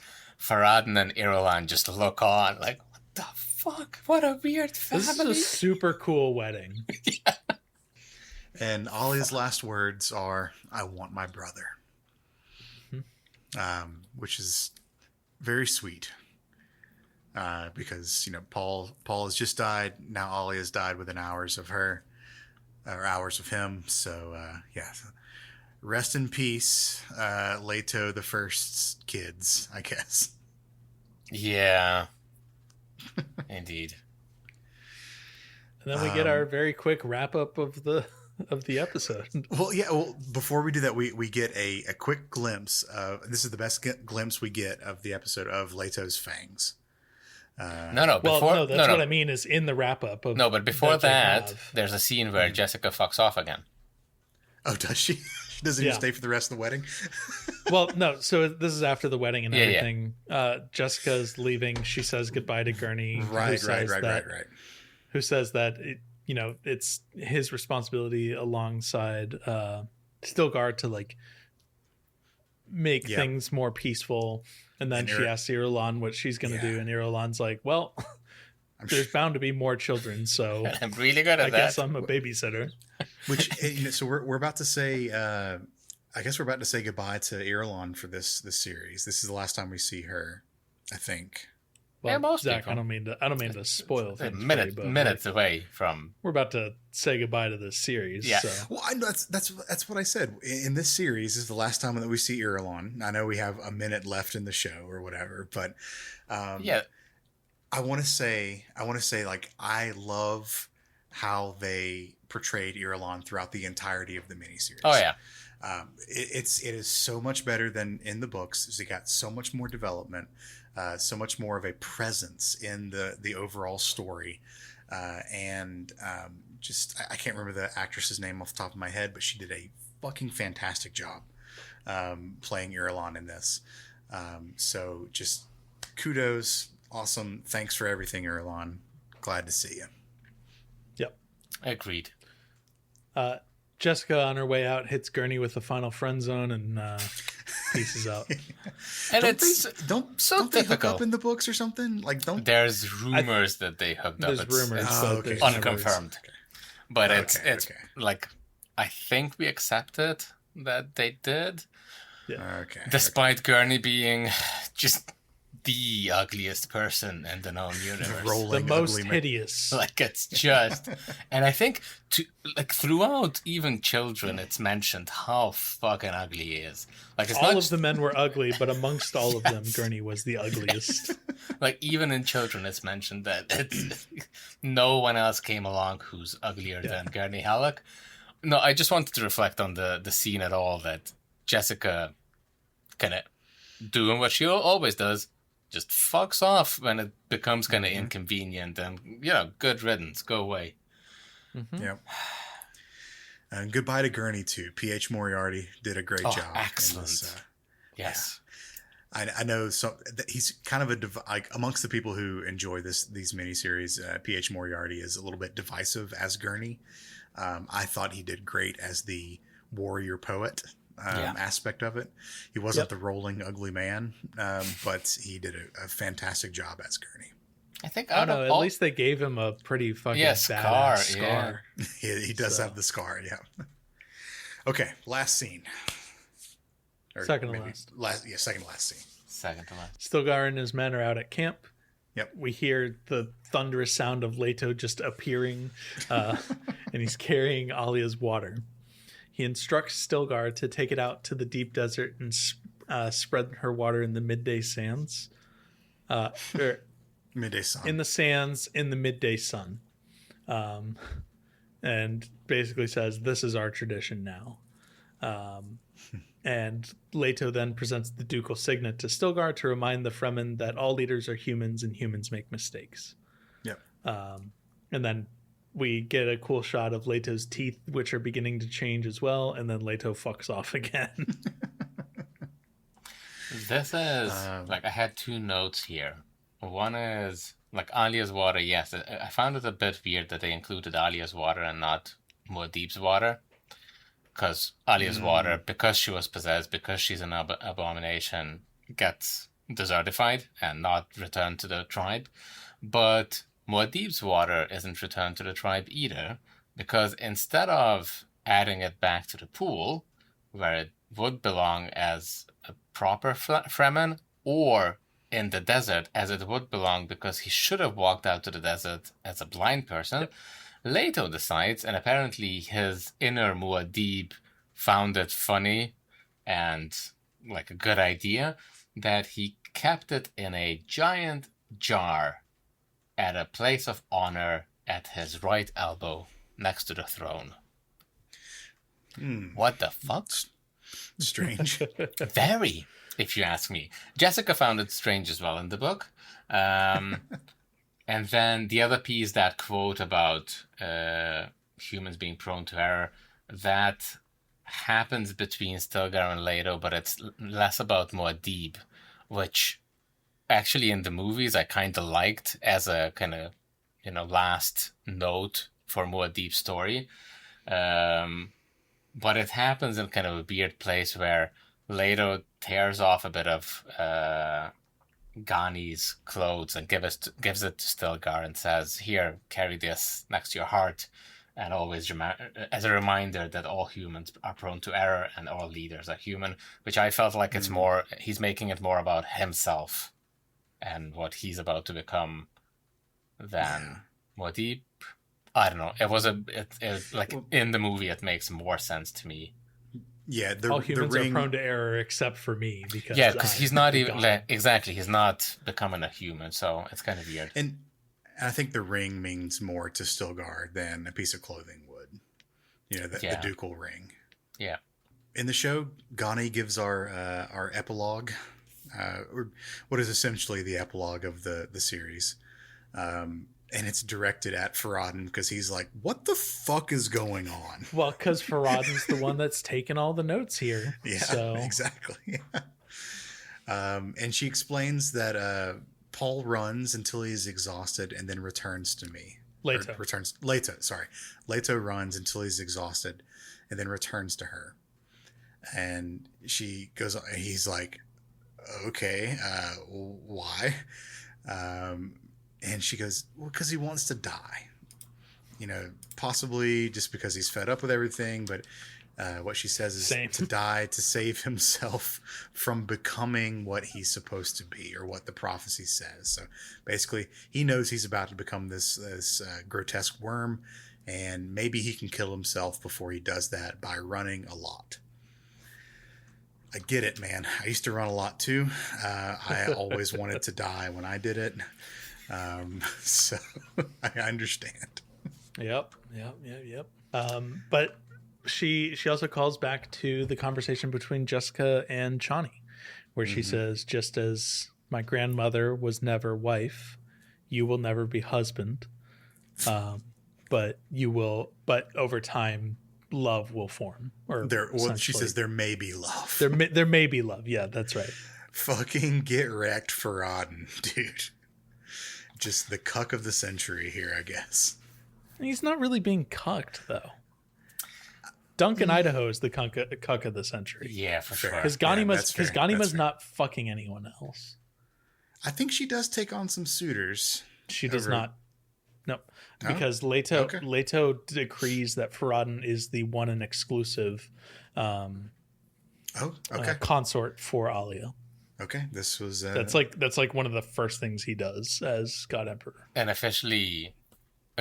in the official history that he writes as God Emperor, all the kids are coming from him and Gani. Although we all know that all the kids are coming from Gani and Harkalada. Okay, gotcha. Okay. And the very last scene is Ganima watching Leto fast run away as she talks us through the credits, or into the credits.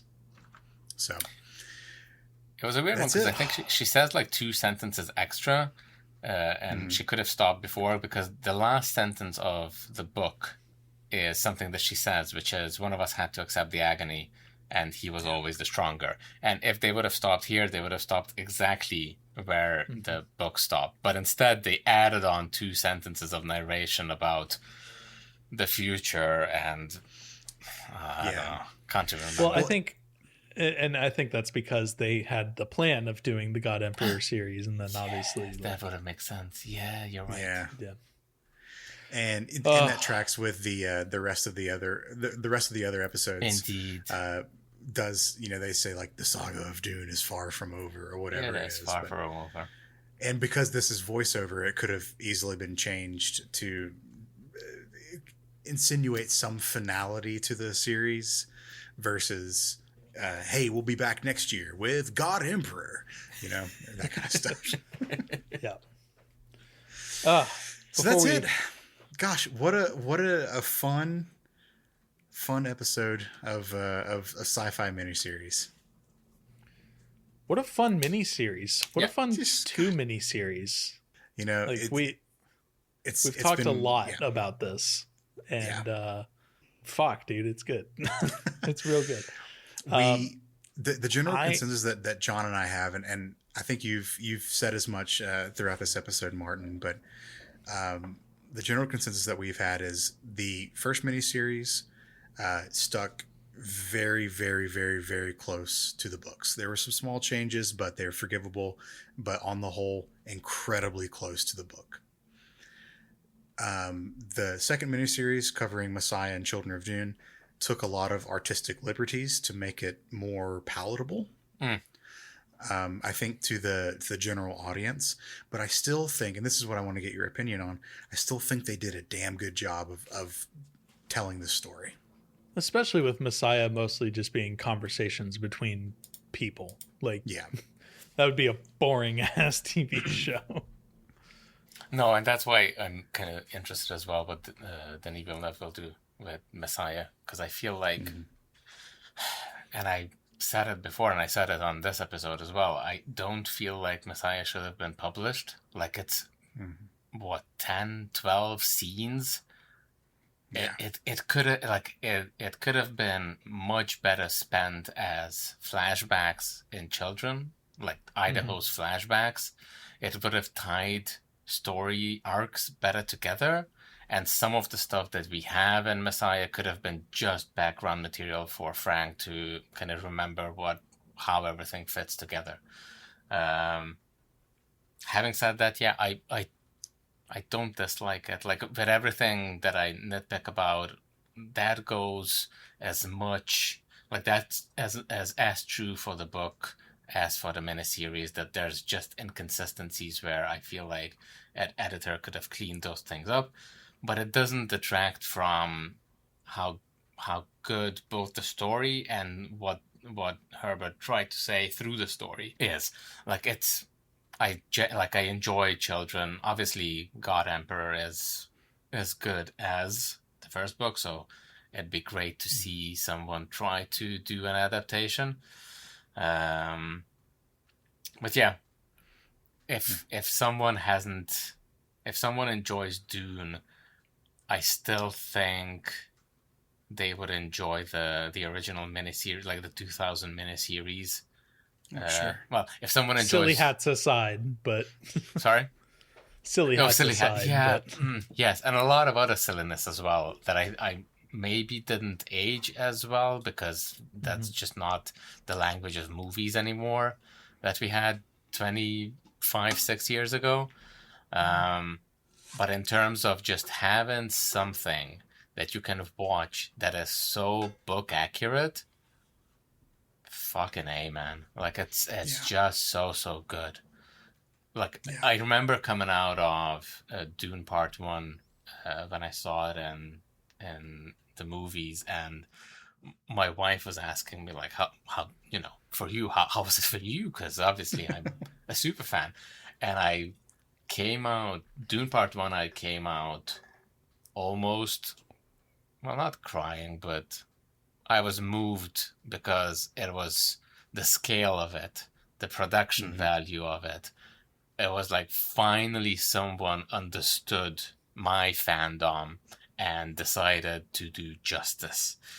And then Dune Part 2 came out, and as we discussed, kind of a lot of things just kind of fall apart. And because, again, they don't follow the books and the arcs.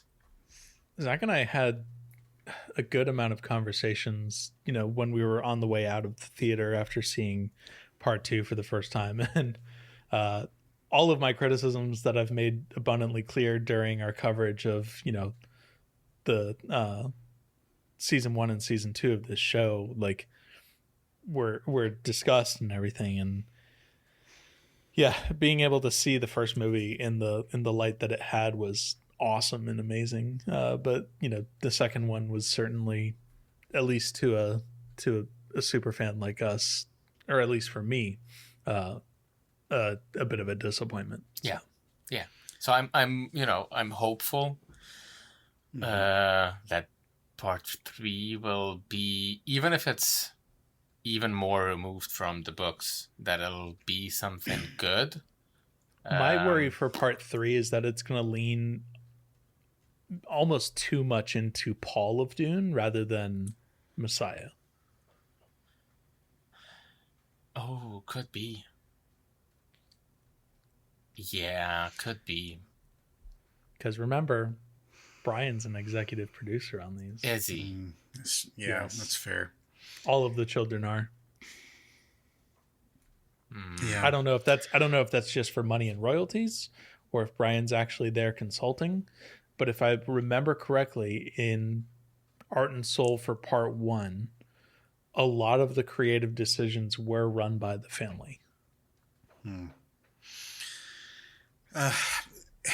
The way that I think it'll shake out is Villeneuve will do a decent job of wrapping up Paul's story. I'm not going to say good. I'm going to say a decent job of it. It'll make sense from a theatrical standpoint, and it will probably leave a lot wanting for book readers. I But what it will do is leave the door open for studios like HBO or Showtime or some other studios to come in and pick the story up and take it from there, which I don't necessarily agree with, but I think once we get past the Paul story and he turns into the preacher, that's when things start to get a little fantastical, and we need a 10 episode miniseries to really explore that in the new way. Kind of like we did with Children of Dune and Dune before this, hour and a half long episodes apiece. The story becomes so much more expansive at that point, and so much harder to follow in one movie or in one movie. So I think it has to the baton has to be handed off to more expansive storytelling mediums, I guess, at that point. What I would love... Part 3 will almost certainly end with Paul just walking out into the desert. I don't know about that. And what I would love to see, like, if they're okay to move away from core canon, and if they're not afraid to do something on their own that makes sense in this story arc, that is true to the original story, but maybe the details of the events are different, and hopefully that is not kind of Paul of Dune related. What I would love to see, and in my mind, what would be a successful creative endeavor, if by the end of part 3 everyone would come out with ambivalent but deep-seated hate for Paul. And the reason I say that is because, and I just had, like, in the last couple of days, I had a discussion with someone on Blue Sky about the evilness of the Baron Harkonnen. And obviously there's plenty of kind of parallels drawn to Trump with many things. And sure. My argument was for either political character is that these people, they understand or understood the system, how it worked, and then were able to squeeze the system to become successful. Mm-hmm. Are they morally reprehensible in a kind of Christian way? Sure. Like, is the Baron an evil person? And I don't even mean like a caricature of an evil person, because I don't think he's evil in the sense of 1984 comic evil. I think the Baron as a character in the books, he's evil in the way how billionaires are evil. Like, there's a disconnect between humans and humanity. He doesn't care about human lives. It's numbers, statistics. He cares about himself and his power, and in a way his family's power. There is a large gap in humanity, but I wouldn't call that necessarily evil, because it makes sense from his point of view. While a lot of kind of comic book evil people are just evil for the sake of evil without any goals, right? But I feel like, and this is my argument for Paul, which I don't know if a lot of people actually realize, or they just parrot what they see on the internet, and what they see on the internet is, oh, Paul is a bad guy. But if I would press them to say why, I don't know if everyone would have a good answer, or like have an answer even. My answer is, Paul is potentially even more evil than the Baron, because he knows what's going to happen. He understands his effect on the world throughout Book 1 and Book 2. And even though he knows where everything leads, he can't stop himself. It's the whole conversation that he has with Stilgar about Genghis Khan and Hitler, where he's just like, those were fucking weak numbers. Look at what I can do, and I'm still gonna do it. Yeah, exactly. And I'm still gonna do it. I'm not gonna stop this. But even in Book 1, like, even if you don't get to Book 2, he's willing to not even risk, because he knows with his prescience what's coming. He knows the jihad is coming. He knows the effect he's going to have on the universe. And he's okay with that to accomplish a vendetta. He's okay with everyone dying as long as he gets his revenge, as long as he ends up on top, which is, and book 2 goes obviously much more deeper in this kind of self-reflection of his own understanding of himself, that, yeah, dude, I'm not a good guy. I'm willing to burn down everything. Yeah. Just to... And kind of the only semi-redemption he has is when he stops himself from resurrecting Cheney. Because he might as well gone there as well. Yeah, that's true. Not to add anything that you've said, but just maybe say it in a slightly different way. It's like he had all of the pieces laid out in front of him, and he made the conscious choice to do what he did. Yeah. And the Baron, from everything that we've been given from the books, he's a simpler creature. Yeah, he's the way that he is because he is the way that he is. Yeah. You know, and that is it. It is a nature evil versus a conscious, I'm making this choice, even though I know what's going to happen choice, which makes Paul the much worse villain. The Baron, in a sense, for me, is a predator. He's a type of a force of nature where he just wants things and doesn't stop himself, but he doesn't have the amount of self-reflection. He doesn't have the amount of kind of self-knowledge of, is this good, is this bad? I don't care. I just want stuff, so I get it.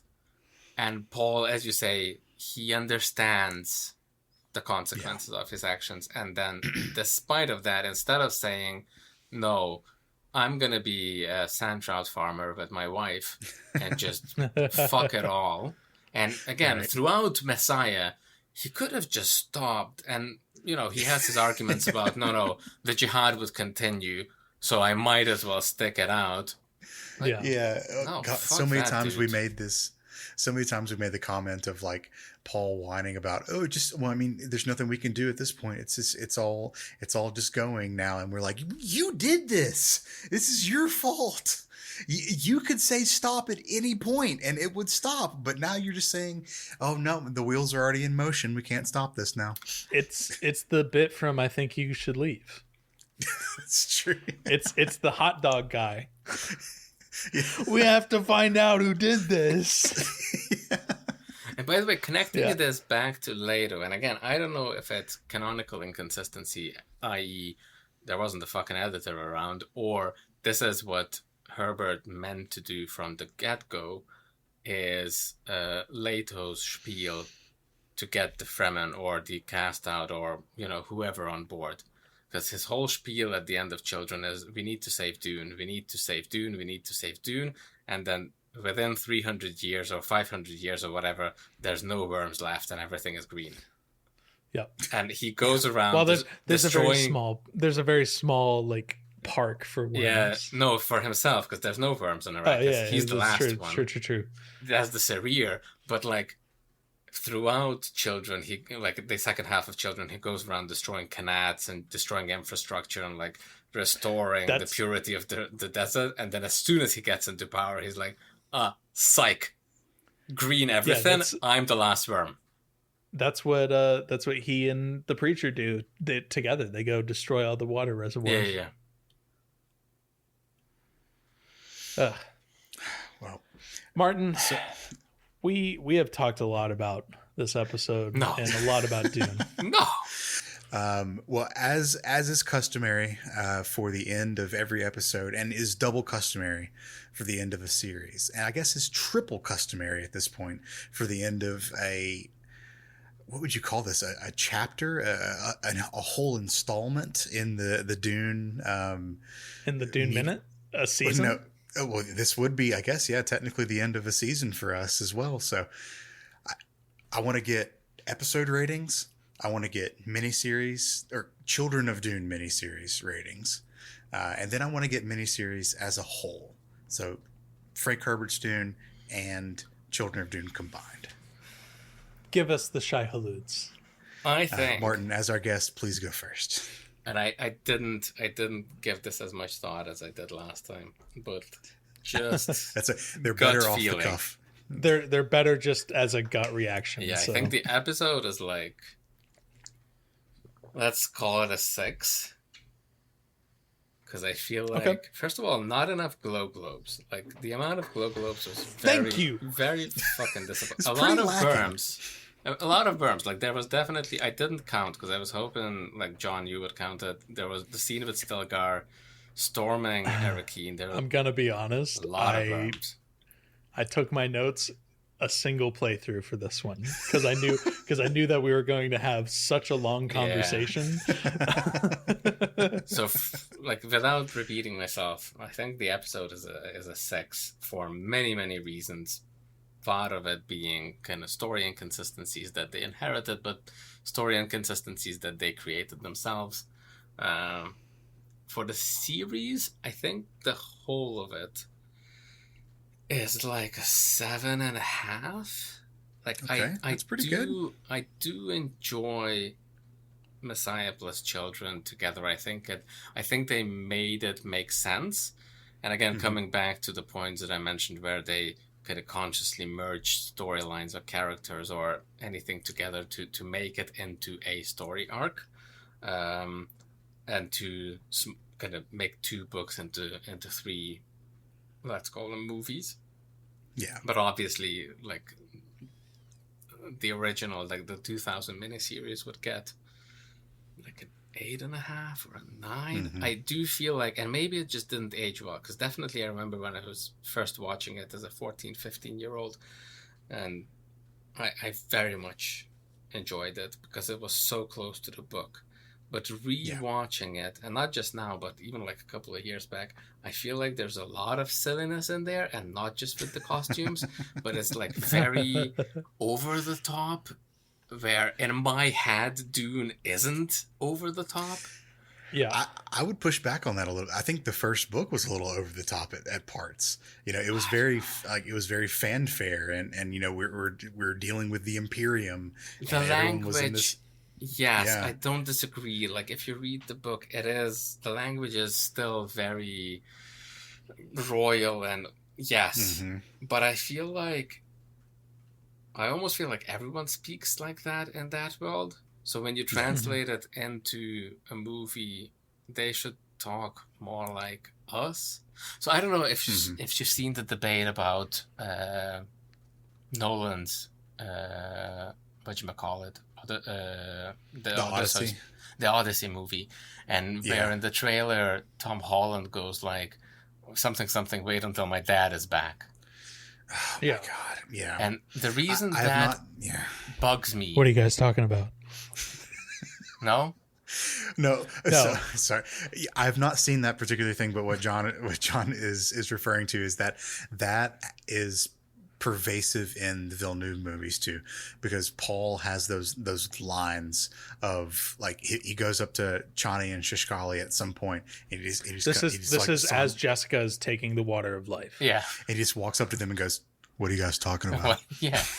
Now, you good? And again, this bothers me less, but I think, and I talk about this a lot online, that part of the reason I love Dune is it's very selective with its language.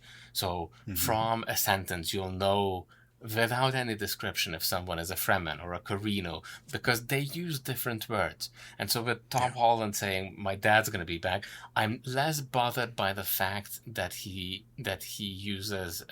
he doesn't say father, because that would be the proper Greek, whatever. I'm more bothered by the fact that if you're facing off at someone, like mortal enemies type, you wouldn't call your dad because that's an internal family name.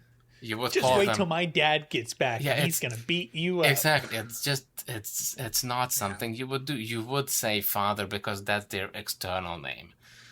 Yes. So here as well, if you're translating the language of the books, I would expect it to be less elevated.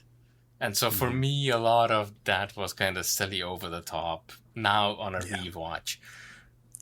And I didn't feel that with the Villeneuve movies as much, even when Paul goes up and like, Paul's hello, the worst fellow offender. kids.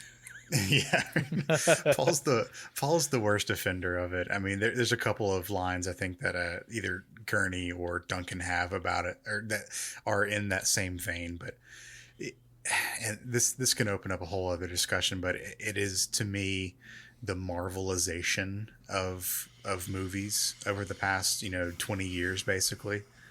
The marvelization of dialogue. Yeah, well, yes. Okay. Yes, dialogue in this sense. In the larger scheme of things, there's just like, they fly now from Star Wars, just that whole bullshit. It's just terrible dialogue meant to be sound clips. I have so many more thoughts on that I will not get into, but I agree with you 100%. So yeah, if someone enjoys the books and wants a book accurate visual passive consumption, I think you can't do better than the miniseries. Like, even with the low production value, like all the things that I said that I was just kind of almost crying that finally someone put in the effort and the money, and it feels like it's big, like Dune Part 1, Jesus Lord, so good. Yeah. Even so, if you want to have like a consistent Dune sense throughout the original book, go and watch the miniseries wherever you can find it. Yeah, exactly. Well, John, what would you give it? All three. Episode, probably a 7. This series as a whole, I mean, I made my opinions pretty clear about Messiah. There were a lot of things that, as much as I love Beat Jazz and as much as I love, his weirdness and everything, there's a lot that, Messiah was lacking. So I think the miniseries as a whole, I'd probably give like a 6.5, because I do think that Children carries a lot of it. And then for the collection of the miniseries, it's got to be like an 8.5 or a 9, just because of how great the first one is. Yeah, I agree. For me, this episode was the best out of the 3. In my book, out of the Children of Dune. So I'm gonna go a little bit higher than y'all. I'm gonna give this one a 7 because I really enjoyed this particular episode. I gave it a 7. Well, you said 6.5 or 7, whatever. No, I said a 7. All right, fine. Martin, okay, I am going to be right with you, John, at a 7. The Children of Dune miniseries as a whole, I enjoyed considerably less than the Frank Herbert's Dune miniseries, because of all the corners that were cut for thematic or cinematic purposes, I should say. All the things that weren't included, all the things that didn't make sense. It's just like death by 1,000 cuts to a show. So I got to give it a 6. Which is good, but not great, Yep. On the whole, though, for everything that Martin said about like, this is the best representation of this series or this books that we hold near and dear to our hearts, it's got to be an 8 for me. It's not without faults, but it is damn good for what it is. That the very first, the Frank Herbert's Children of Dune, that all 3 episodes were filmed for $20 million, which is crazy to think about. Children of Dune or Dune? Sorry, Frank Herbert's Dune was filmed for $20 million. Yeah. That is a shoestring budget. And they got so much out of that. And they were able to produce something that, despite its hilarity at times with the bad, effects or whatever, is a fucking great representation to this book. The budget, I don't know what exactly it was for Children of Dune, but it was considerably larger, I have to say. And they still did a great job. Their CG budget bumped up. They got to bring in Susan Sarandon, some big name actors for all this, and their weight in the show is evident. They were able to bring the gravitas that a big name actor does to certain roles. And we could tell that the actors themselves who were part of the first miniseries and carried over into the second ones, they matured as well. I'm thinking, Alex Newman and God, I cannot remember her name, but the actress who played Irulan, they all matured a lot throughout the show. So that speaks for speaks volumes in my book. So as a whole, if you watch them both combined, 8 at least for me. It was Julie Cox that played Irulan. Julie Cox, that's her name. Yes. And thank you. So thank far you so much. so far as I can tell, the budget for the Children of Dune was also $20 million. Well, hot damn, they did a hell of a lot with $20 million. Something And that carries this is from a 2003 New York Times article. And something I think that pushes the scores up for me is that many of the actors here are we had 3, 4 certain characters, 4 actors playing across Lynch, the miniseries, and now the Villeneuve movies. And for many of the characters, my favorites are here, like Alec Newman. Yeah. For me, the best Paul Muad'Dib when you try to complete the arc from petulant child to Messiah, the preacher, to the preacher, like freaking fantastic. Like, yes, he was a bit too old for child Paul, but from him getting to full powers to the preacher, fantastic. Same with Barbara Kudetova. I think the best Cheney there is, like bringing both the softness and the hard edges and the Fremen and the Czech accent, which for some reason all Fremen people share. It's because they're cheap actors. That's how they got $20 million worth of acting. It was a bit weird that Gaius Helen Mohaim also had a Fremen accent, but whatever. Hey, don't question it, man. So a lot of Julie Cox as well. Well, maybe Florence Pugh will show us something and she'll take over. But like a lot of the actors here are, I think, the best in terms of individual characters. I mean, can we talk about the actress who plays Alia for a second? Yes, because phenomenal. So good. I think that she just absolutely kills it. Yeah. Yes, absolutely. And what's crazy, her name is Daniela Amabia, by the way. Yeah. She doesn't have a lot of credits. A lot of these actors don't. Like this, I'm not saying this was a blockbuster project for them, but this might be a high watermark for a lot of these actors' career, which is Children sad. of Dune was the third to last thing that she did. And it just illustrates like they could have gone on to so much more, and like it would have been amazing because they are fantastic actors in this series. Yeah, I think we're all in agreement that the series. Oh, we forgot. I know we forgot Ian McNeice. One more time for the Baron Vladimir Harkonnen, Ian McNeice. Shout out to fucking Ian McNeice, killing it as the Baron. This is my favorite rendition of the Baron.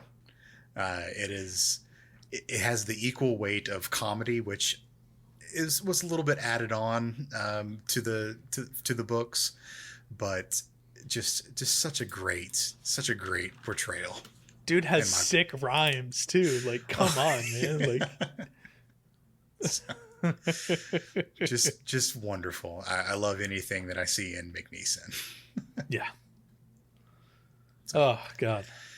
All right. Well, we got to wrap this up, y'all. I think let me check our run time on the my official... personal recording is 4 hours and 37 minutes right now. Yes, so. I'm not far behind you, so I think that is enough Dune for this sitting. We will be back, of course. And Martin, thank you so much for sitting down with us. It has been an absolute delight. Do you have anything you'd like to tell the good folks out there to go plug or to go visit? Let me do that again. Sorry. Do you have anything out there you'd like to tell the good folks about what you're doing, what you're working on? You can find me at dunenavigator.com and come and visit if you're interested in the type of nitpicky lore research that I usually engage in. Recently, I did a bit of a marketing piece where I did a summary of what a gola is, how you can get one, just kind of in anticipation of the normies who will be watching hate coming up on screen. But as I mentioned before, right now I'm trying to figure out if I can make an article out of the many, many types of globes that pop up across the 6 Dune books. So if you're interested in lore research, then DuneNavigator.com. Well, I got to say, I'm a paying member of DuneNavigator.com. I got to say, it is worth every penny, because it is always a delight to see that pop up in my email feed, and it's just fantastic article. You put so much work into these, and it definitely shows, and it's appreciated, at least from me, and I know John as well. Thank you so Very much. much so. And also, Martin is just like, he shit talks on the internet too on Blue Sky. So yeah, if you want to chat, you can find me on Blue Sky. Well, all right, John, where can they find us?